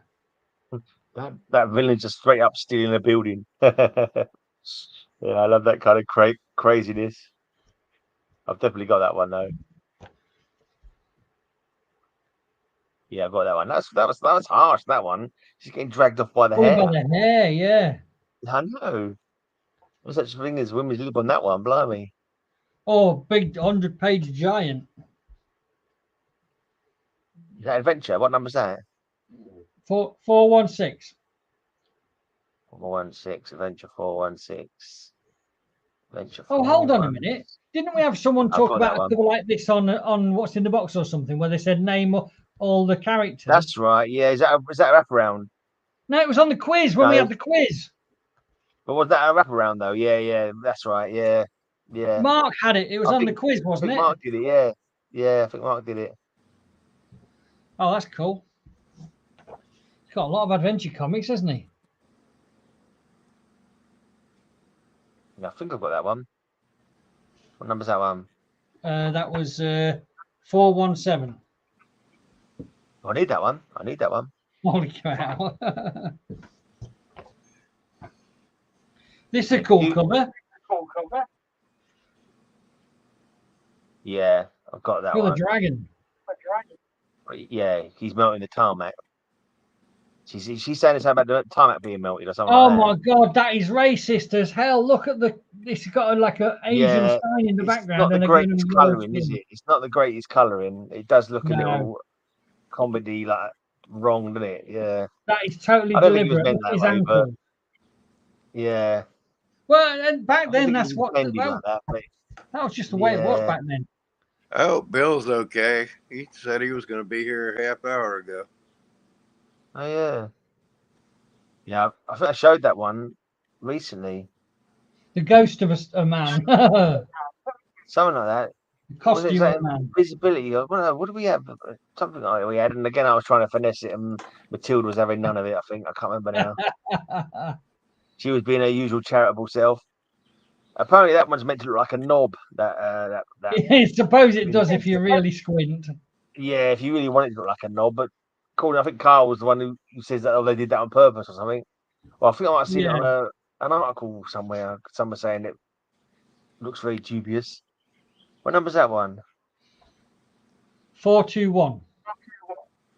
Pile, please. Oh my god. I've got that one. Well, while you're going through adventures and I'm in my garage, I'm gonna get some garage adventures while I'm out here. This is the last adventures. This one. Oh, that's right. They all got glasses on the table. I've got that one. I think I might have shown it in glasses or something like that. Do we have eyeglasses? Yeah. I might have shown it on that one. Right. What we got next? Woo! Nice. Secret Origins. Nice. That's series 2, issue 1, right? Well, it's number 1. I might have got a low grade of that one. I think I might have a low grade of that one in my. Did you send me a low grade of that one when you sent me the water damage ones? I might have done. I didn't take a lot of notice. It was water damage. It just went on a pile, and then I decided I'm going to send it to you. I can't remember now. Yeah. Yeah, I would collect them, but I don't need them. You know what I mean? If I had untold money and like, I would collect them because I'm interested. But you just got to really make limits, haven't you? I've got that. Oh, DC Giant. Yeah, that's DC number Giant. S24. Oh, if I've got that, pop it on my pile. We can check it out in the future. See, these big fat ones, because they were more expensive. I've been told by people who used to collect them that they sold less of those in the shops because it cost so much money. I know you got a fatter comic, but it was so expensive. You get like 2 or 3 of the normal size comics. Yeah. Oh, look, in glass. Did that one come up in glass? I don't know. I'm not sure if we've got that up behind glass, looking through glass. I think we've got. Well, I have got my own like Slinger's Choice while I'm doing stuff like that. People trapped in bottles, so that is already in my wheelhouse. That must have been another little mini series because that's number 2. No, that must have been about 1973 mini That's series. Supergirl's. That's Supergirl's first ongoing series. That is. Wow, I've not had that before. So that's volume 1 of Supergirl. That's number 3. Yeah. That S number was that? Do you think that S number was actually the first issue of that series? No, it wasn't. No, first issue of that series has got number 1 on there. That's just an 80-page giant or a giant annual series. They had a few of them like that. There was a few like that. That's another one from volume 1. This guy seems to have got all the giants. You know, that's a good thing. I like having the giants. They can go for quite good money, can't they? Yeah. Super Giant Aquaman, nice. Yeah, I'm not trying to get a DC Super Giant run together at the moment. I'm still trying to finish off my DC specials. Right. And then I like having this next set in stock. This is lovely. From this era too. Yeah, I'd love to get that Wonder Woman non-powered. Like those are pricey. I think there's some pricey comics in there. Not super bad, not super terrible prices, but there can be some pretty pricey ones in there. Yeah, those are probably worth a few bob. Them, probably I would have thought so. Yeah. There's some real classic like that. How would you describe the art on the covers? It's like pop art, like Andy Warhol, is it? I don't know. Yeah, I don't know what you'd actually describe it as, but it's definitely got a 60s cheek kind of style to it, hasn't it? Yeah. 60s cheek. That's a nice cover. Captain Rumble blasts the sea. Captain Rumble. Oh man, how like of its time is that name, Captain Rumble? The Beatnik 60s or whatever. The Demon of Dog Island. Yeah, I would like to get a Teen Titans from that run at some point, but I'm just picking them up once in a blue moon if I happen to see them going cheap. You know what I mean? I'm picking them up by osmosis rather than actually actively. I haven't written down a list of them yet. Put it that way. Oh, that I would say that's romantic. Look, because they're holding hands. Oh yeah. Intruder of the Forbidden Crypt. There's a lot going on this cover, isn't there? We have a Quasimodo going on, isn't there? Yeah, and like Robin and Co coming up the stairs. Yeah. I do like them. Yeah, these Teen Titans have got some nice covers. I haven't had a good Teen Titans set like this as well. This is great to have. Yeah. But that must be like the next issue. Continue. Probably £5-6 each or something, probably. What number is that? Let me do a quick Google. What number is that? That's number 36. See what it goes for on mycomicshop.com. I don't think they're super expensive, but they're like figure cumulatively they will let up. You know what I mean? Teen Titans 36. Oh, maybe even got one. What's they go for on eBay? Oh, great! Nothing. They're not even showing them on bloody well. So look on this eBay one. What's that going for? $6. That ain't massive. That's cheap in terms of what I'd expect, but again, it depends on the grade. That's the bidding. That's only a good grade, that one apparently. So, yeah, nice. It seems like he's got again. Every sort of comic seems to have a bit of a run, but not a very massive run. But it's always nice to have a bit of a run, if you can't have a lot of a run. No, fair enough. you've only got to find somebody who's after them, and you're laughing, yeah. I like to give the biggest breadth of stock, so I think it's important. Got a bit for everybody. Yeah, I think it's important. A bit of something. Yeah. In the long run, if people know that you've got everything, that you'll become the first point of call. Yeah. Or if they think there's a chance, you'll have at least a few of what they're after. And while they're visiting you, they might end up getting a few more bits while they just happen to be there, mightn't they? Yeah. Oh, Flash. Run to some Flash. Best put my Flash numbers up then.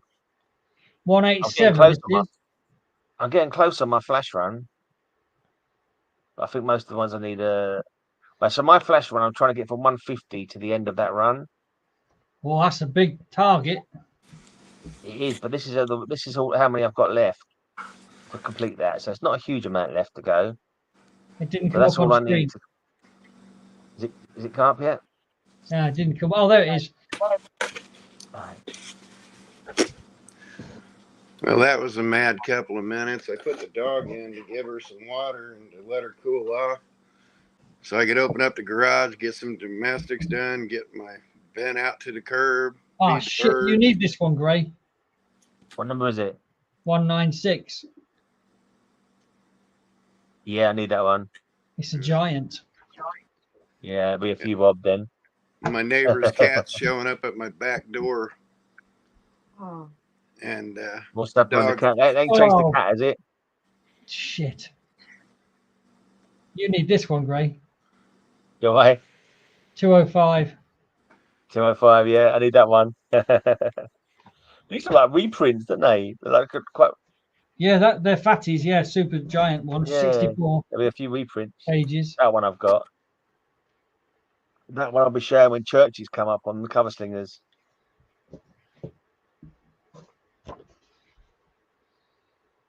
Yeah, I'm pretty sure I got that one.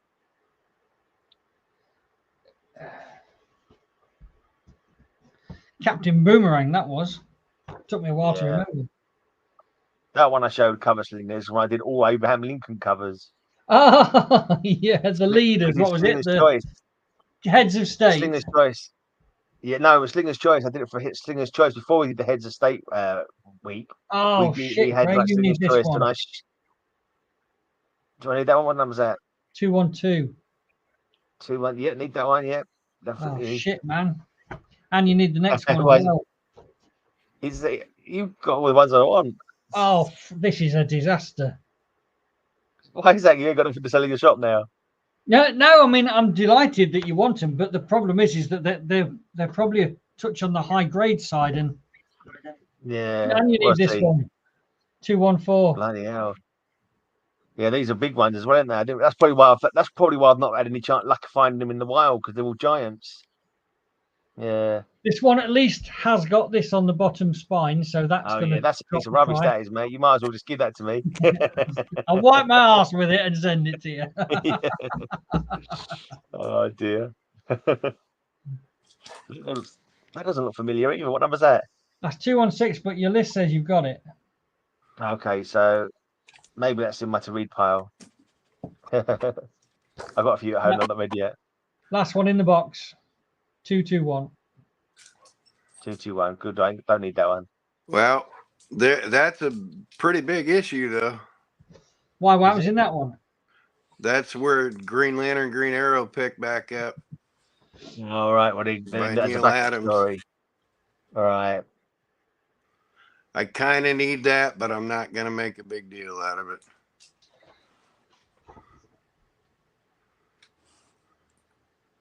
I didn't know till only a couple of years ago that put that one in my stack. That's actually one I need. I want to put that with my Green Lantern run.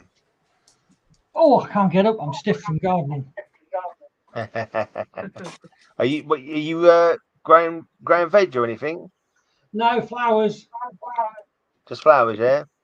Yeah, just around the borders. Right, so look, we've got to the end of the box. It's 1.5 hours. What do you want to do?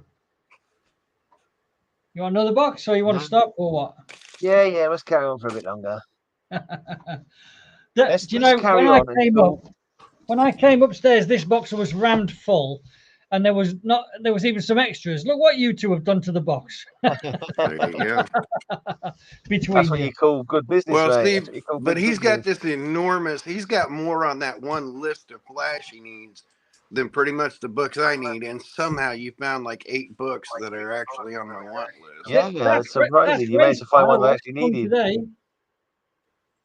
That's ridiculous. I mean, he came with the X-Men, though. I couldn't get around that one. And a Pence King Comics, I can't let that one go. Right, let's take this downstairs. I'll be back in a minute. And again, it's not massive value. I mean, I think the priciest thing I had him pull was like that X-Men 66. You know, it's not terribly expensive, but it's not cheap either, but it just makes me happy. I mean, when I can check off 3 once in 1 book, you know, that's pretty cool. Yeah. But again, I mean, my want list it's under 200 comics now. Easily under 200 comics. And then anything else is like on the periphery. I'm not going to complete the X-Men run, but it's going to be a nice run. Yeah. Ain't got to be perfect. Hell, my giant size one's a 2.5. Ain't got to be perfect. So have them make for a good. So that's nice to have them. Yeah. This is the Marvel box, and there's a oh shit, that was nearly a disaster. And there's a DC box downstairs. So we're back to Marvel. Yeah. All right. Yeah.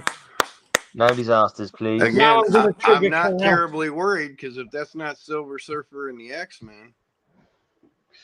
Do you know, I don't think he had Silver Surfer. Yeah, there's just not that much I'm looking for. I appreciate him, but it's just not that much I'm looking for. I just want you to go, ooh and ah. I'm completely the opposite. Say about first appearances and stuff. I need Doctor Strange 183, Submariner 35. Oh, X-Men shit. 15. Well, again, you're in the reprint run, and it's neat, but you got the main ones. Hey, that's quite a good sized camera bit there. Just perfectly fits a comic. Oh, yeah. Yeah, those I want. There's no doubt I want those. But until you get up to 94 now, I'm not worried about any of them. Well, in the Red Raven reprint, because that was in my original 97. I want that. Beware the juggernauts. I have a feeling that this guy's X-Men does not go past the reprints. Yeah. From memory. I mean, with those, I'd just rather have the original books. That's like issue 35. That's why I said I'm not in a rush to complete the reprint issues. It's just neat having them like that. And depends. Well, you know, if you're a completionist, which many collectors are, I was certainly one. You've got to have every number. I mean, eventually I do, but if I'm going to concentrate on the bigger ones before I do the fill in the blanks. What was the Red Raven one?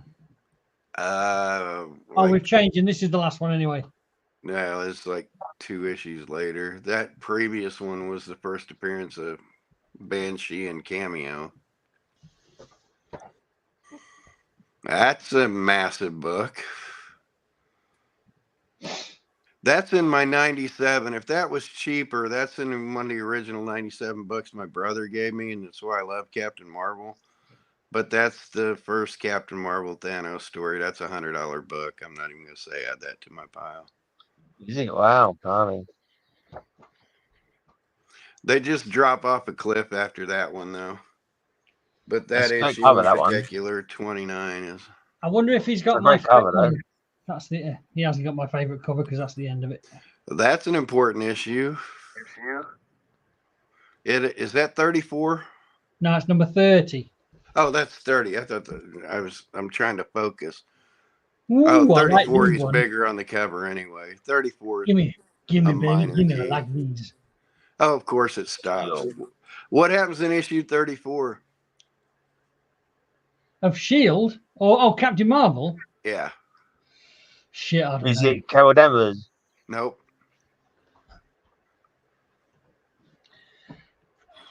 It involves. It involves what? Nuclear, the exploding man, or whatever.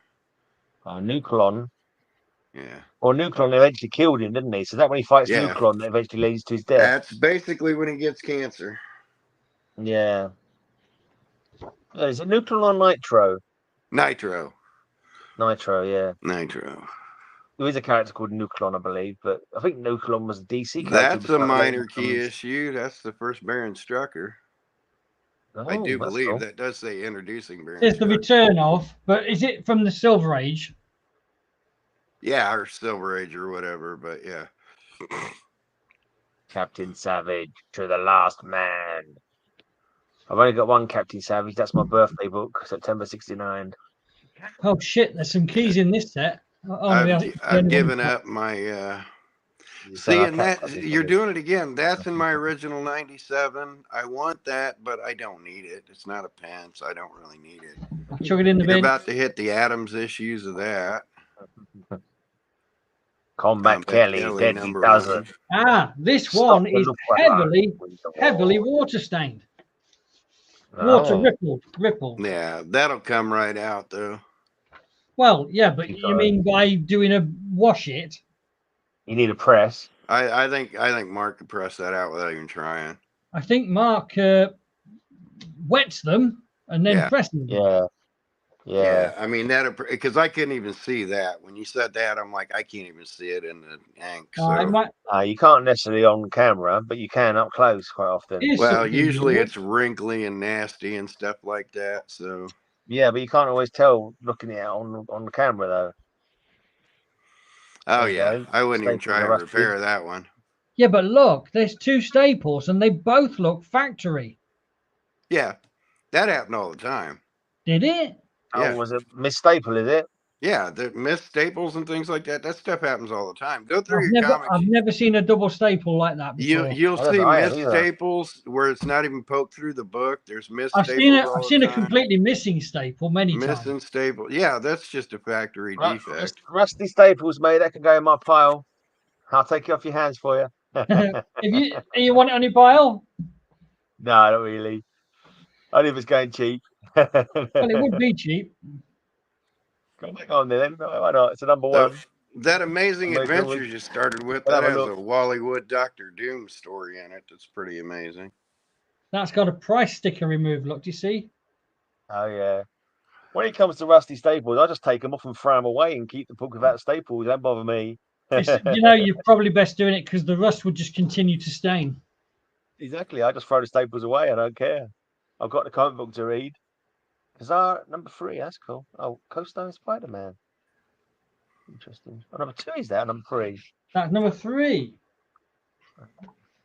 I've never had that one either. That's the early one. They have been trying for decades to get Kazar off the ground. Well, yeah. Oh. Pretty sure about that one. A cringe. Let me check my way off by night runs.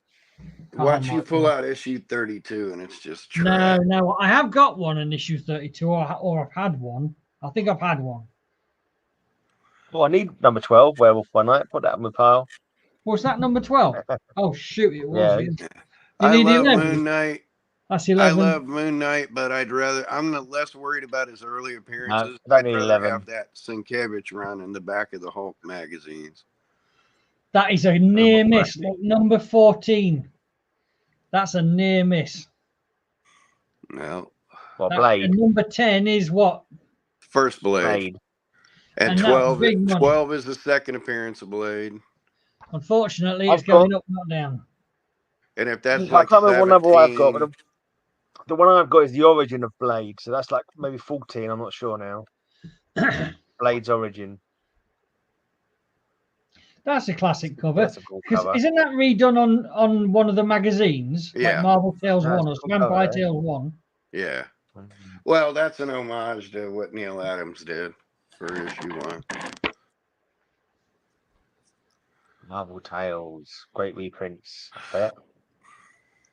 Early Honestly, one, I number need 5. to look up what I got, but eventually I'll fill that in. I'm going to do these quick because they are reprints. Nice though. Still nice to Such have. early reprints. This is a reprint of the first appearance of Wasp. Yeah. They do sell. They're probably worth. Those early Marvel Tales worth a few bob now themselves. Even the reprint. Yeah, they are. Yeah, they are. And also they're fatties. They're like 64 pages. So they're spine square bound. I'm gonna be polite from now on and call you a 64 pager, Darren. Thanks so much. There's a Craven. I'm trying to get the Pence copy of that original book off of Mark in our trade. Oh, what the hell's this book? Oh, that's a shame. At least the rest of the book is there. But How Green Was My Goblin. How Green Was My Goblin. That would be, I mean, that's a key story, isn't it? Yeah. Yeah, that's where he finds out he's Norman Osborn. Yeah. Oh, nice Rhino.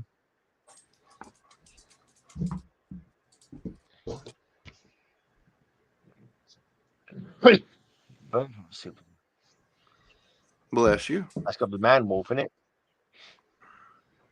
Oh, Diablo. Mr. Oldroyd. Look how old school that is. Look at the thing there. He's barely Rocky.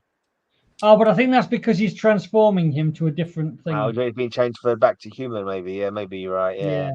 You can't eat my neighborhood cat friends, you goofy dog. Sometimes the poor old thing looks more like a turd than he does a thing, doesn't he? He looks more like he's a turd man than a rock man sometimes. Puppy's getting all the attention. Just a puppy getting all the attention, or yes. So the other key moment is this is effectively the end of my buying phase. Because this is the collection that really is. It fills the. I've got all the gaps filled that I want to have on the shop. So it's now to the pile, then it's get processed. So that's going to take me 6 months or so. I don't know, but look, that's a classic cover. Yeah. FF12. First meeting, but not the first official fight of those two. Is that number 25, the first official fight? Yeah. I could have got a beater copy of that. Hulk is strongest of all. We'll see what Kyle thinks to the next thing in a minute. Double feature special on Marvel. I don't know enough about it, but Kyle will. And there you go. That's a massively important issue that's reprinting. Is that the first namer? No. It's the all winners. All winner squadron or something like that. Yeah, that's the first official team up of all those guys. Namor, Wizard. Yeah. What went on to become the Invaders and Liberty Legion and all that. Yeah, who's the woman there in that? Miss Patriot. That's Miss the America. First Miss America. Patriot's the guy, Miss America's the woman. I think we missed the big ones. That's a reprint of the first Purple Man. Yeah. What, Gray, see if you can remember what the big one is about number 20 of this. Because Carl already knows. What, Marvel Superheroes or Daredevil? Yeah. No, the Marvel Superheroes number 24. Number 20. Is that the one, Kyle, or have I got it wrong? Well, 20's a minor key, 18's a major key, 13's a major key, 12's they're just reprints though, aren't they? They're not just reprints. 12 is 12 through 20 are new stories with reprint backups. 12 is the first Captain Marvel. 13 is the first Carol Danvers. 14's a solo Spidey story. Yeah. 18's the first Guardians of the Galaxy, and 20's the first solo Doctor Doom origin. Some key ones in there. Marvel Superheroes. Look at the Hulk there. That's got like a weird face on him there. His hairstyle's the one that he's doing it. Well, now put that back up. I'll tell you a story about that and why that caused a lot of consternation at Marvel. Look at his feet. Who drew the feet? Oh, I Who don't drew know. the feet and the hands? Liefeld, Bob Liefeld. No, see, that's a Kirby cover, but those are Ramita faces. Oh, so they doctored Kirby it, got pissed at Lee for doing that. Lee didn't like the faces, and he had Ramita redo the faces on the original art. But you can look at the Kirby hands and feet, and it's a dead giveaway. It's Kirby. I don't think I've had these on the shop before. I've had the earlier ones, but not the later ones. And basically, everything that can be said about each one of those issues is it's the first time said issue was reprinted. Right. Son of a bitch. Son of a bitch. I have it, but it is a pants, but I have it. So I'm going to do without. It's my favorite reaction when Carl goes off on one. I'm 7. Again, I mean, they're pences and they're great, but I just don't need them. Shit, the only defenders I need are like, I don't even know anymore. I've lost track. It just. Well, I think I don't need any defenders. My defenders run is now complete. Totally complete my defenders run.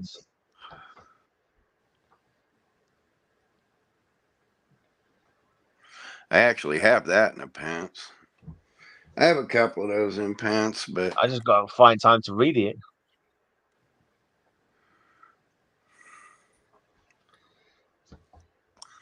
The answer is yes, I want every one of those, but don't stack them because I don't need them. Mountain Marco. Damn it, you can make money off of that. If I wasn't sitting here thinking you can make more than $50 off of that, I'd say put that on my stack for the grandkids and I'd trade. Oh, these are just crazy money. These Spider-Mans are just crazy money.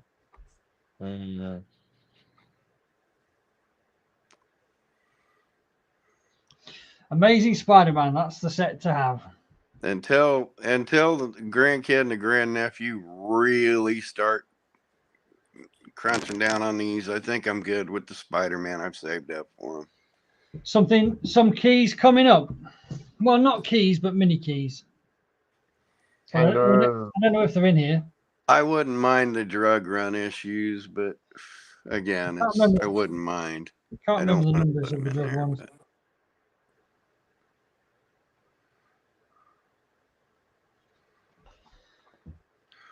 Yeah, Spider-Man pre-100 are just basically printed on money. The schema. And they're just not that good. That's the killer about those. No, it's just Spidey. It's all about Spidey. The stories ain't good, you're saying? It's mediocre. The stories are mediocre. The art's mediocre. It's just mediocre. You can tell they rushed them out. You can tell they didn't put as much thought into them as they put into Thor and Iron Man. Because, again, they're portraying a kid. Oh, we jumped to 107 there. Yeah. It's adults portraying a kid, so what did we miss, right? Between number 87 and number 107, major key. 101. Yeah. Morbius. Which just keeps going down and down and down because of that shitty movie. Yeah, but it'll not go below a certain point. It's always. But you're coming up on another round of really big. That movie weren't that bad. I'm pretty sure 129, are we? You get to 122, 121, 122, 129. They're not in here. I'm sure they're not in here. Because I would have been drooling. Again, those are okay. They're just okay. They're fabulous for selling. I mean, I'll sell these just instantly. That's why I wasn't a big Spider-Man fan, because they were just okay. And even though I was a kid, I was like, it's just a kid. You know, When I picked you were a kid as well, that's why they were supposed to appeal to you. Yeah, and it just didn't, because it's like I'm already a kid. I don't want to see stuff I'm already. I found Spider-Man in the end got boring for me because he was too bloody angsty all the time, and no story that never seemed to get resolved. It always it'd be like all these breadcrumbs of a storyline. It'd never be resolved. And they just drag it out. Whereas like Spider-Man or Iron Man and Thor, they'd be succinct stories, maybe covering 1 or 2 issues. They'd wrap it up. It'd be a real fight around. Oh, it disappeared. So I said they had a lot of good in that time frame. There was very little great. Even like the first Wolverine, it's good. It's really good.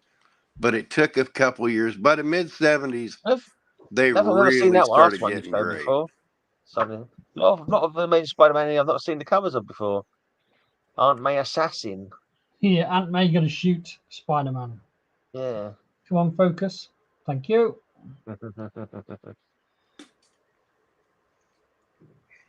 That poor man. That's sort of Spider-Man No Way Home. That reminds me of that film. Aunt May interfering and fighting on the side of the villains.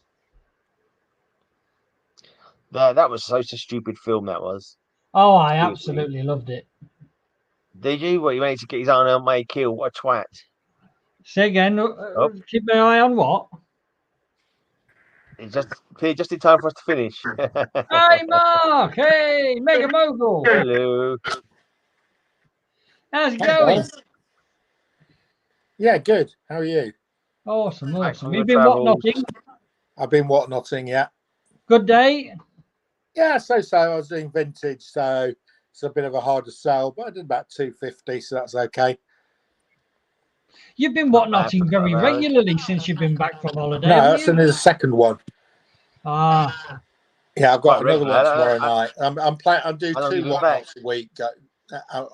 Going forward, it'll be a vintage on a Thursday and a moderns on a Friday. Right. Have you got things to tell us, or shall I just carry on showing, or what? You carry on, mate. Yeah. We need news from Suddenly Comics if there is any. I forgot we should have cut in on a show at some point. You're in the middle of a Spidey run of a new collection. This is a Blackpool collection. Oh, nice. There were about 500 books, 50-50 between Marvel and DC from this era. Original collector bought them from the newsstand, from the newsagent. Nice. They've been in boxes ever since he bought them. They're not actually perfect, so he's not stacked them very well.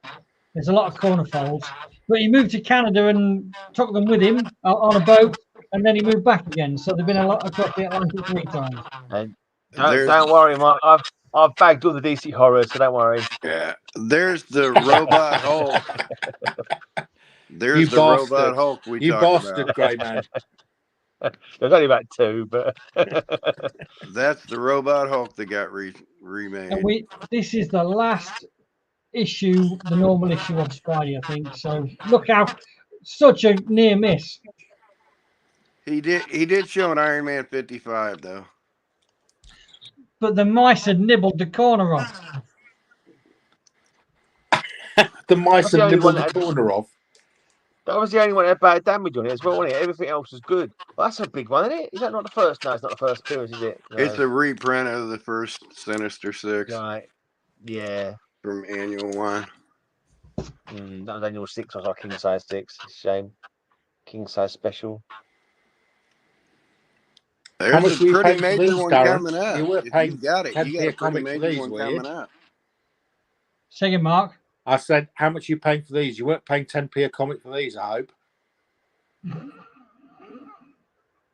You were, weren't you? No, but I got a great deal. Cards close to his chest as always. Damn it. I need it. Got a great deal because there's a cut. We haven't hit them. We've hit the Thanos one, but unfortunately that had the mice nibbled it. But there's a couple of other goodies in here. I need those 2 Hulk annuals, but not so bad. That's just kind of filler stuff. I'm gonna concentrate my Hulks a little different. The Monster and the Madman. And the sticker. That's a nice cover. No, that's not a sticker. That's printed. That's printed. That's printed, yeah. There's couple of Submariners like that as well. That's printed. Put that in my pile. If that's printed, put that in my pile. That's a Hulk I need. It's a shilling. It's cool. This one's water damaged. Water rippled. Mark, how good are you at removing the water ripple with these? Good. Water damage is great for fixing. What about because you know obviously water and staples can produce rust. You make sure that they come out. Yeah. These are not these staples and this one's there is a little bit of rust, yeah. Tiny. I can't do anything about the rust, but I can get rid of the rippling. See the stain there on the rust. Yeah. Well, does the rust stain be washed off? Water you just treat with water, so you soak it and then you dry it very carefully, and you can completely get rid of it. I mean, it's the most impressive change on when you do it. It does change the comic completely. I mean, that's great. I mean, is that something that you charge for, or if I had some, how much would you charge me? And so on? I wouldn't charge you, mate, but I wouldn't. It's time consuming. It's time consuming because drying them out is a pain. Oh well. In that case, hey, put that on my pile. That's actually on my one. So Darren, if you've got something, if you've got a really high grade, if you've got a really valuable comic that's water damaged, I'm talking sort of hundreds, not tens, then it's worth my time sorting it out. Got you. Okay, no problem. Do you not just leave it to dry, or is there something else needs to be No, done? you've got to press it. You've got to treat it very carefully, because if you let it air dry, it goes all crinkly again. So you've got to dry it under pressure. That would be hard. Once you put the pressure on, it's got the wet's not got nowhere to go. Well, exactly. So that's why it takes a long time. So you've got to have lots of kitchen roll, and you've got to press it, and it's all sort of it's quite a long process. And this guy, right? So this guy in this collection, he's got little runs of stuff, about a maximum of about 25 comic span. Look how such a near miss this would be to the Wolverine issues, because they're not in here. I think it's worth you buying a press yourself, Darren. But then, like as you said, it's a long old process. Is it worth it for maybe? No, I mean, if it's a £10 comic and you're going to make it a £20 comic, it's not worth it. Not worth it. Just sell it. Let someone else do it. If it's a £100 comic and it makes it worth 300 quid, it's worth it. God damn it, Darren! My pile, please. Isn't that quite a near miss as well? Yeah, that's an issue off, but I still need it. It's a pence, and it's still on my want list. That's a pence. I have 2 copies of that. Neither one's a pence. Put that on my pile. Is that the first Griffin? Is that the yeah, that's the first appearance of Griffin. You put it on your pile, have you, Carl? If you need it, put that on. I wouldn't mind it, 'cause I like the Griffin. Gray needs that previous one. Give that previous one to Gray. Okay. But yeah, all them Beast Amazing Adventures otherwise put with me because I need them. Cool. And their pants. Even if I have duplicates, I don't care if they're pants. But that's only like an 8-issue run that I need, and I have most of those, but it doesn't matter. I don't have pants copies. I just have this field of vision. I'm like, it's just like these very specific books, and he keeps fucking pulling them out. He's making me nuts. I'm like, it's just this. I'm saying no to so much I want. I try really hard to buy anything up to about 1975. So anywhere from wherever it starts to 1975, that's the one that makes me go crazy. And because 1975, they took off. 74, 75, they just took off. They got exponentially better too.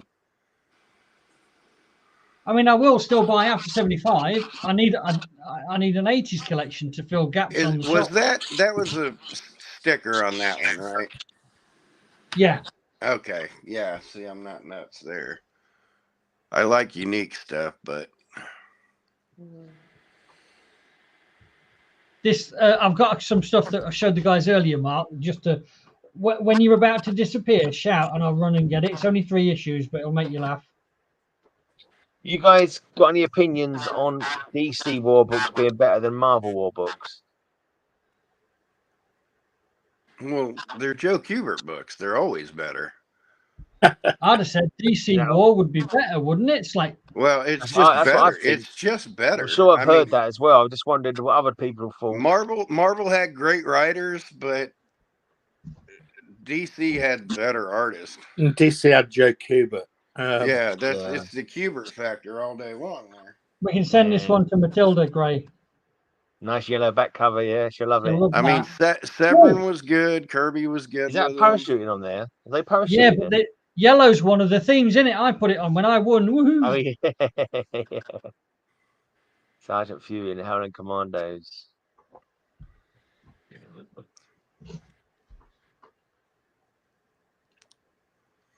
Again, I like Sergeant Fury, and I don't have any on the shop. I've never had any decent runs on. I think you'll sell these, Darren, because there is a fairly niche market. But the people who collect really like it. It's like Marmite, you know. Once you find a collector, he'll keep coming back. Number 113, but it's coverless. Do you want it, Gray? Free. Yeah, bang it for free always. That's Gray's favourite price. Exactly. I used to say that on my podcast when I got free music. I say free, my favourite price. I had this customer on the shop. He's been a great customer. He's been ordering like 20 quid every week forever. Brilliant. Love it. I sent him 3 free comics to say a little thank you. He stopped ordering. Oh, one of the ones I sent was Silver Surfer number 3 or something. Jesus. That'll like teach the you. original Silver Surfer 3. Or 7 or something, or 2 or something. But it was the one. No good deed goes unpunished, mate. It sounds that way. Do you remember we saw somewhere they'd cut out the logo there? Yeah. That had been cut out, so I don't know if I've offended him by sending him low-grade comics, but that's cool, man. You know what's so difficult about this run of Sergeant Fury is, you know what was weird about it? No. The odd numbered issues were new stories. The even numbered issues were reprints. Woo! Okay. Change of set. Nice. Fantastic Four. When Medusa was still in the Frightful Four. I got that one. That 101. Yeah, one of the earliest ones that I've got. You know what's special about 101, don't you? They sell the buildings to Magia. Is that the one they sell the Baxter buildings to Magia? I think it is. Put back up I don't 101. know about it. I tried to flog that one tonight. What, 101? What's special about that, Mark? I can't see it. What is it? 101. 101. It's the one after 100. Yeah. What's significant about it? No idea. No idea. It's the last Kirby of the original run. That's the one you tried to sell, Mark, is it? Yeah. It has the one I tried to sell is not anywhere near as nice as that. It had a sticker on it. But still a nice comic. Yeah, Kirby I don't try and remove stickers anymore, Darren. I follow your technique. I just don't think it's worth the hassle. No. You win. I've had mixed. What do you watch out for in that comic? Hold up. What would make that comic super special? I know the answer to that question. Well, answer it then. Well, what Amazing Spider-Man 129. It has to do with the corner box. Well, it has to do with the whole book. But the corner box is the clue. It's a greenness and a blueness. Yeah, the green everywhere. They pulled it off the press before they printed the yellow and the red and the green. It's just green. Okay. You know, but there's like 5,000 green ones, and that's it. Love Fantastic Four. Okay. Absolutely. Oh, that's nice. I like that. I don't think I've got that one. What number is that? That's 1, 2, 3. don't think I've got it. It's a nice grade. Yeah, that's nice. There's a little bit of staple stress.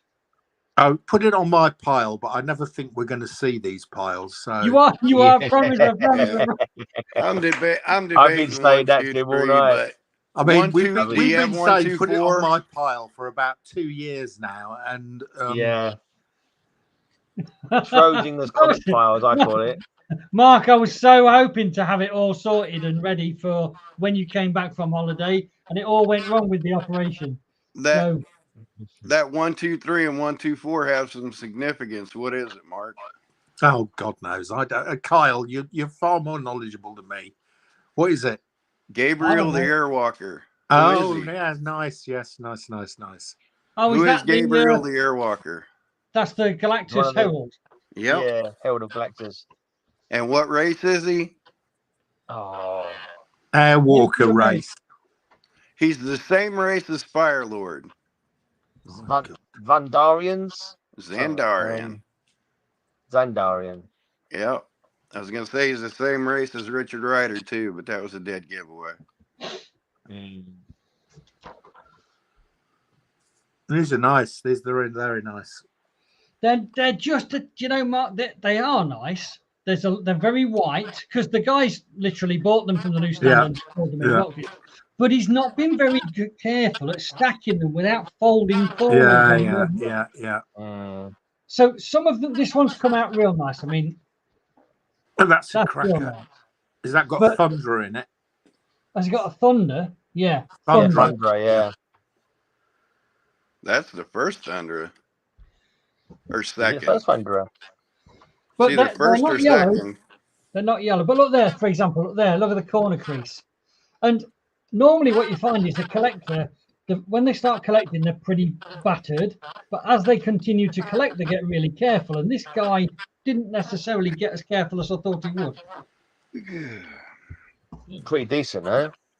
They're not, you know what I mean? No, I mean, these are really nice. These are really nice. Some of them are going to be very good. Some of them are going to be one of my problems, Darren, is the Warwick stuff from the guy. So I bought a load of stuff. I think I've told you I got 500 comics for 600 quid. The problem is they're too high grade. What do you mean they're too high grade? Well, so they're. I got that one. I can't sell them on Whatnot because they're like near mints. Oh, blimey. Right, I'm with you. Do you understand what I'm saying? Because what about your website? The curve goes exponential, doesn't it? Are you with me? Yeah. Oh, absolutely. You know, so an 8.0 would be £5, but a 9.8 is 100 quid. Yeah, absolutely, yeah. And these are like all 9.8 type equivalents, and I don't want to sell them for tenner. Graded. Your website is the answer. Your website. Yeah, that's what I'm going to do. Put them on website. Yeah. And then, like what we were talking about earlier with like Iron Man. Is it worth trying a few of them at the Mart as well? Bring a handful of really good high grade ones down. Yeah, I could do. Although I'm not sure the Mart people look. The Mart guys are looking in the pound boxes for the deals, aren't they? Some are, but there are some vendors there have got really good. One vendor there right by the door has always got really crisp linking. Like, yeah, he has. He does. I don't know how well he does though. That's nice. That's a key. I would say don't take near mint 60s comics to a Mart because they'll come back very fine. Yeah. Just if you keep them, lots of balls, maybe. But anyway, you could tell with the Fantastic Four right through the 1980s, they always kept quality writers, quality artists. At its worst, it was still really, really, really good. This looks like the last sequential issue. But this is a nice one. A lot of them Fantastic Fours are on my list, but I'm not going to be adding them. I think I've got that one. Yeah, really low nice. grade, I think. Looks like these are really nice, nice high grade. Do you reckon that's a reprint? Yeah, that's not a reprint, no. That's not. Isn't it half and half? Or I thought they were still running reprint issues there. I've got that one upstairs, but king size special. number 1.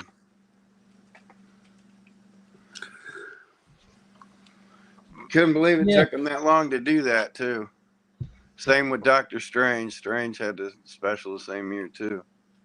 Oh, I think I need that one. How many caps he's got? What number's that cap? That was 134. Oh no, I don't need Right that one. before Falcon Okay, changes. A slap bang in between them. I've got either side of it, but that one I've got. Let's not add any more. Gaps is now 159 for the issue. You know, there's no that Fantastic Four was a good sequential. Or maybe there's a few sequentials now, but I don't know. I don't know what he's collecting. Hey, if you pull out a 180 and a pence variant, I'm laying claims to it now. I'd be amazed if we get 20 issues from here. How many more you got? So far. Getting on with hours now. So. Darren, have you started listing all these on your website? Oh no, I'm nowhere near. I've to be honest, Mark, I'll tell you what I've done. I pretty much took 4 months holiday after the sales. Pretty much. And in that 4 months holiday, I've done buying and I had an operation, and now I'm doing gardening, and I'm nearly finished the gardening, and then it's going to be your guys' piles, and then it's going to be processed onto the shop. He's on gardening leave. Yeah, I'm on gardening leave. Son of a bitch. I've done quite a lot of numerical. Hey, Darren, put that on my pile. That's one of my original 97, and it's a pants copy. That's got sentimental value to me. I don't know how you can remember your original 97, Carl. Honestly, you got a better memory than me, mate. So it's only 97 books. It's only 97. I won't remember. I won't bloody remember. We are actually providing a social service tonight by stopping Kyle going doolally because he's by himself. If we get any more of those horseradish poems, that was one of my best. Tell me that wasn't amazing. I mixed horseradish and labial fluid. Come on.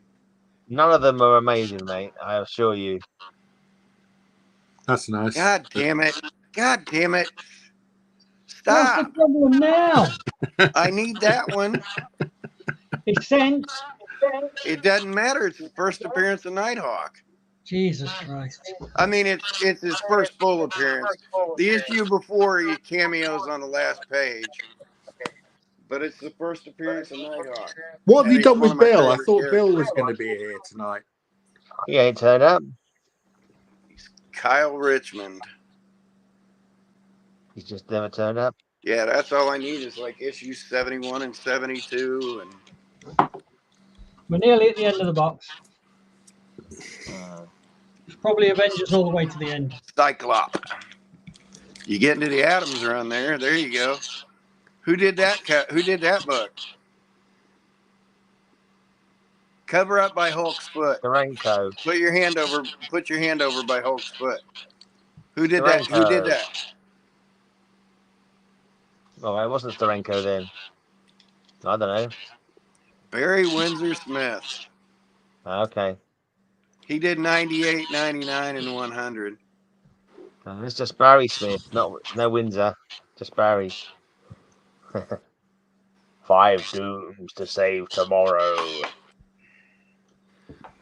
I have like a 90 plus copy of 100.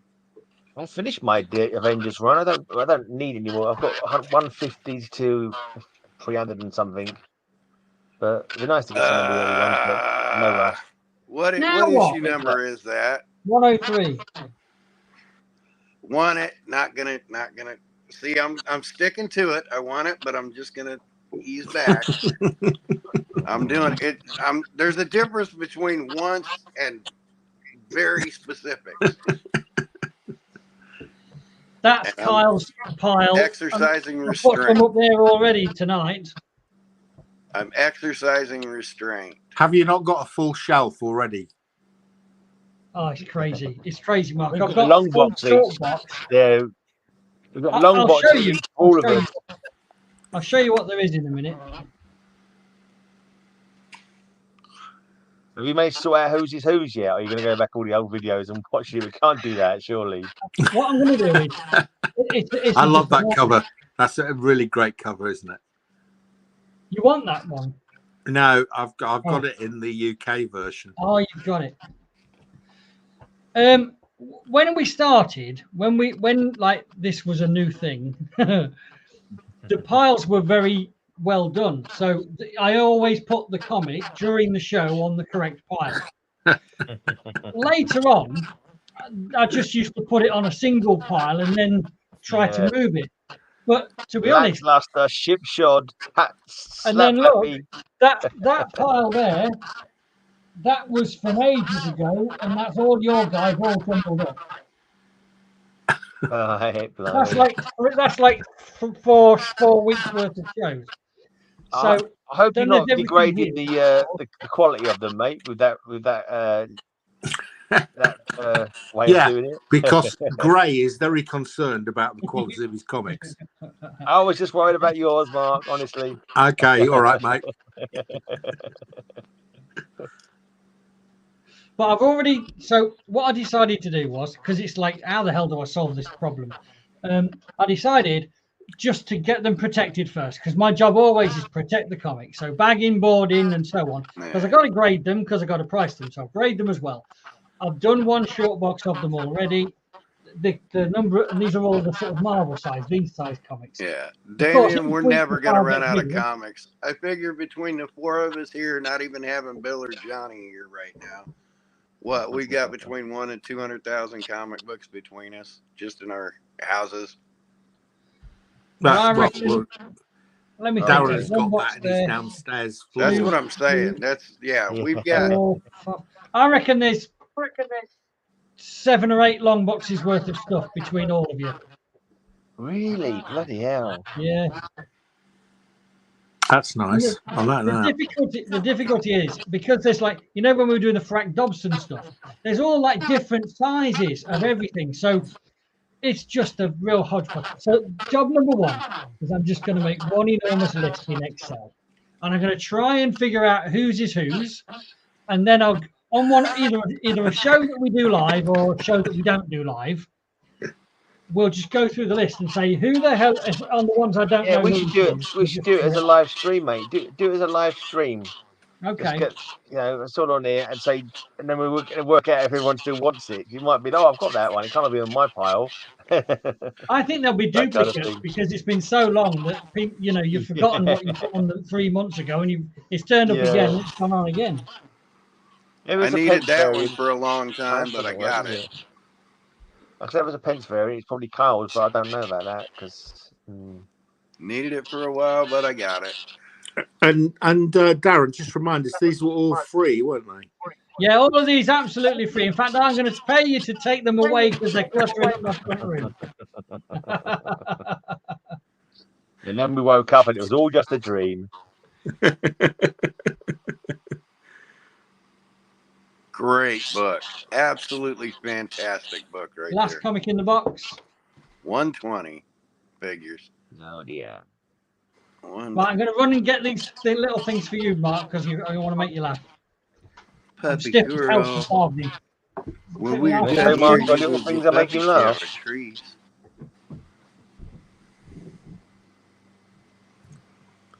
You bought anything since you got back, Mark? I had a haul full of stuff.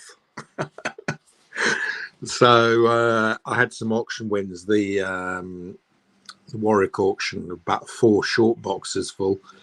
Then I had Heritage.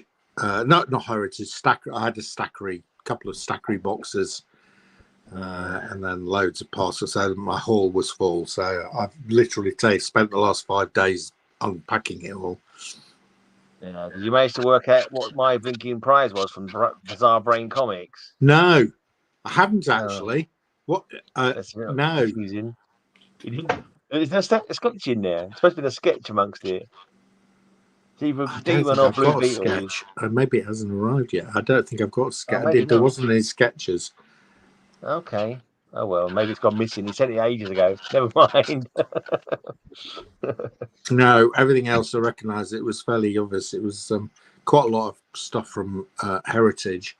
Yeah. Okay. Never mind. I actually like not knowing what's coming. Oh, I never have a clue because I'm old and my brain's addled, so I completely forget what I've ordered. These were just a handful of stuff that was in with the collection, and I know that there's something coming that'll make you laugh because we've talked about it before. So, while you're on those Doctor Who's, I picked up local auction. One of the auctions, I picked up 10 quid. I got 80 Doctor Who comics for 10 quid. What kind of comics? The UK Marvel or? Yeah, the UK ones. UK weekly. So I mean, I thought, oh, shit, what am I going to do with these? So I put them on eBay at 30 quid, and with postage, that buyer had to pay postage. And bugger me, they sold. I'd have sold them for. Were they from number one?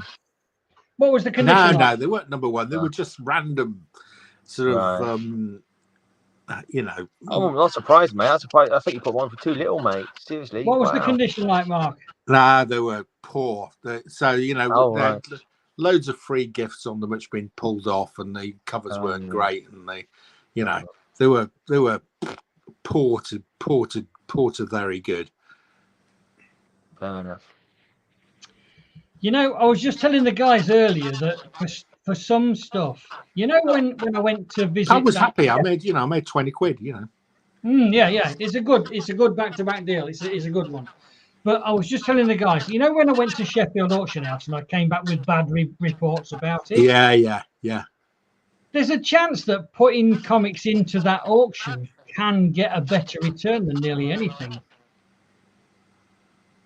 That's an interesting idea. Yeah.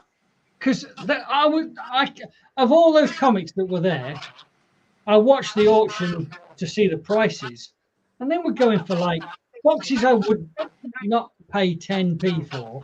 We're going for like 70-80p, and I went to look at these. Right? These were not bagged, not boarded. Yeah. They were 1990s and 2000s, mainly independent, in a box that was half full, and they'd all fallen over in the box. They were battered, and people are paying 70-80p for them. On average, over the box of £100 a box or something. That's even with your 20% commission off. That's a great price. Yeah. Because I would typically put low grade stuff like that on my shop for £1, and they would sell in a 50% off, so I'd get 50p. But I've bagged it and boarded it. That's 10p. I've photoed it. I've spent a lot of time doing it. I'm getting nearly nothing for that. So I think that could be a good solution, because if the auction house is not very moral and ethical about showing you the condition to the online people money is soon parted on the internet now. Yeah, you're right. It's worth thinking about. I mean, I've got so much crap downstairs that's not going to go onto the shop, and I just need to get rid of it sometime. And I'm thinking about sticking it all in that Sheffield one. They're interested in getting the most commission for themselves, so they want to, and they're the ones doing the naughty stuff. They're the ones showing the crappy pictures so that you can't figure out. It's not me being unethical. They're the ones doing the crime. But anyway. Yeah. Then the guys have seen these mags before, but we're just coming to one. I've just got to get through. There's only about 10. Oh, that's a nice. National Lampoon. Was this the Blackpool collection? Yeah. This is it. I only had 4 National Lampoons in there. But this is the one that I found, and I thought of you instantly because it came up on a show. Ah, right. Okay, what number is that? Number 3. No, I've got it. Right. So let me tell you about this. Number 2. So yeah, okay, that's got it. Right. Let me tell you about these. Okay. Number one. Yeah, common. Right. So let me tell you about. So if you remember, I had an auction and I found a couple of these. Right. And I was in the Geekly Weekly show and I showed them with Bill was here. And there was a guy with Bill, and he went, "Oh, I really like those. I want a full set of those."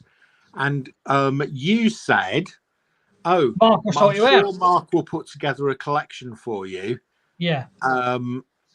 So that's exactly what I did. So I went off and I bought all of these that I could find on eBay and so on and so forth. The Frantics and the Marvel Madhouse, right? 1980s Marvel UK.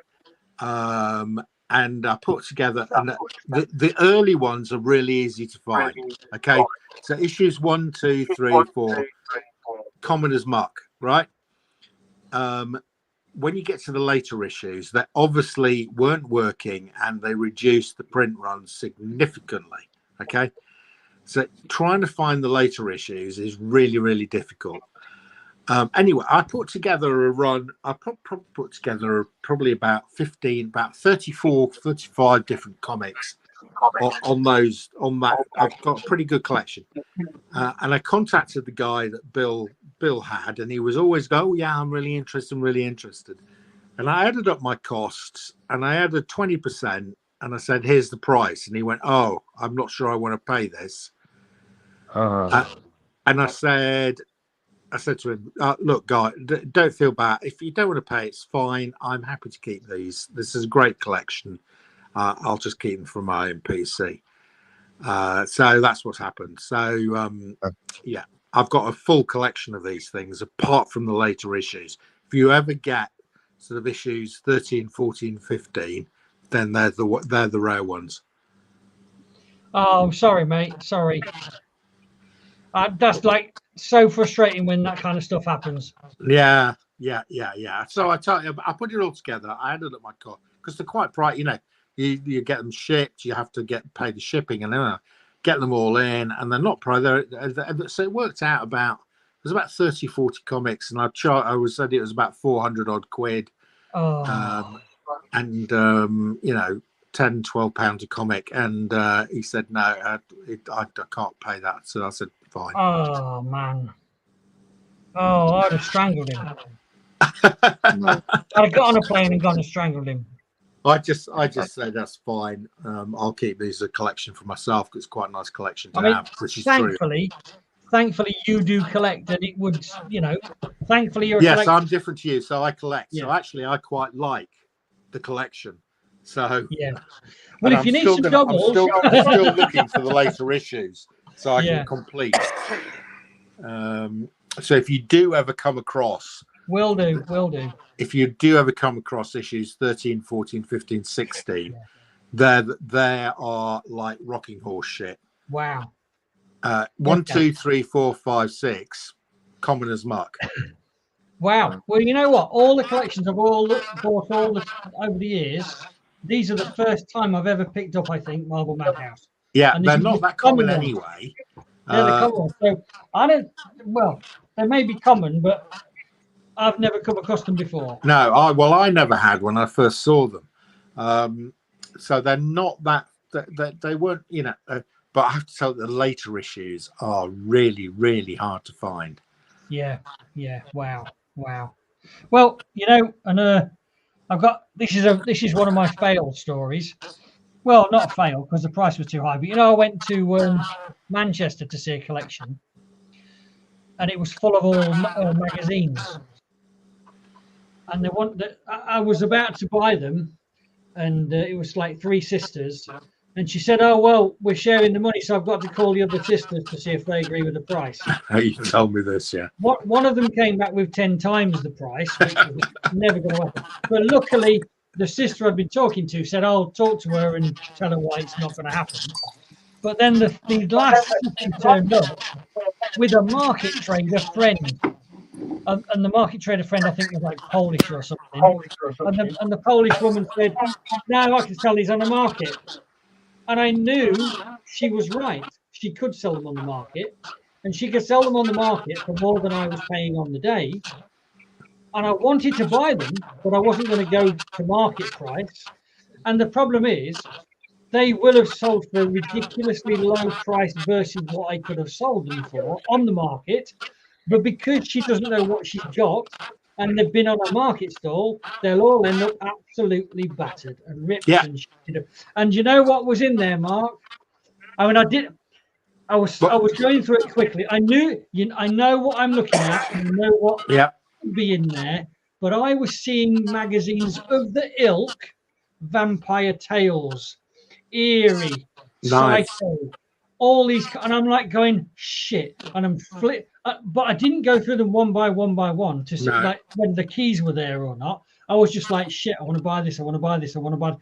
But then there was a load of comics that I just didn't want. It was modern. I tell you what it was, kind of like Mars Attacks, but like a whole short box full of Mars Attacks, some independent like IDW or something. I have to tell you, they sell pretty well. Do they? I didn't know that. Yeah, didn't know that. Yeah.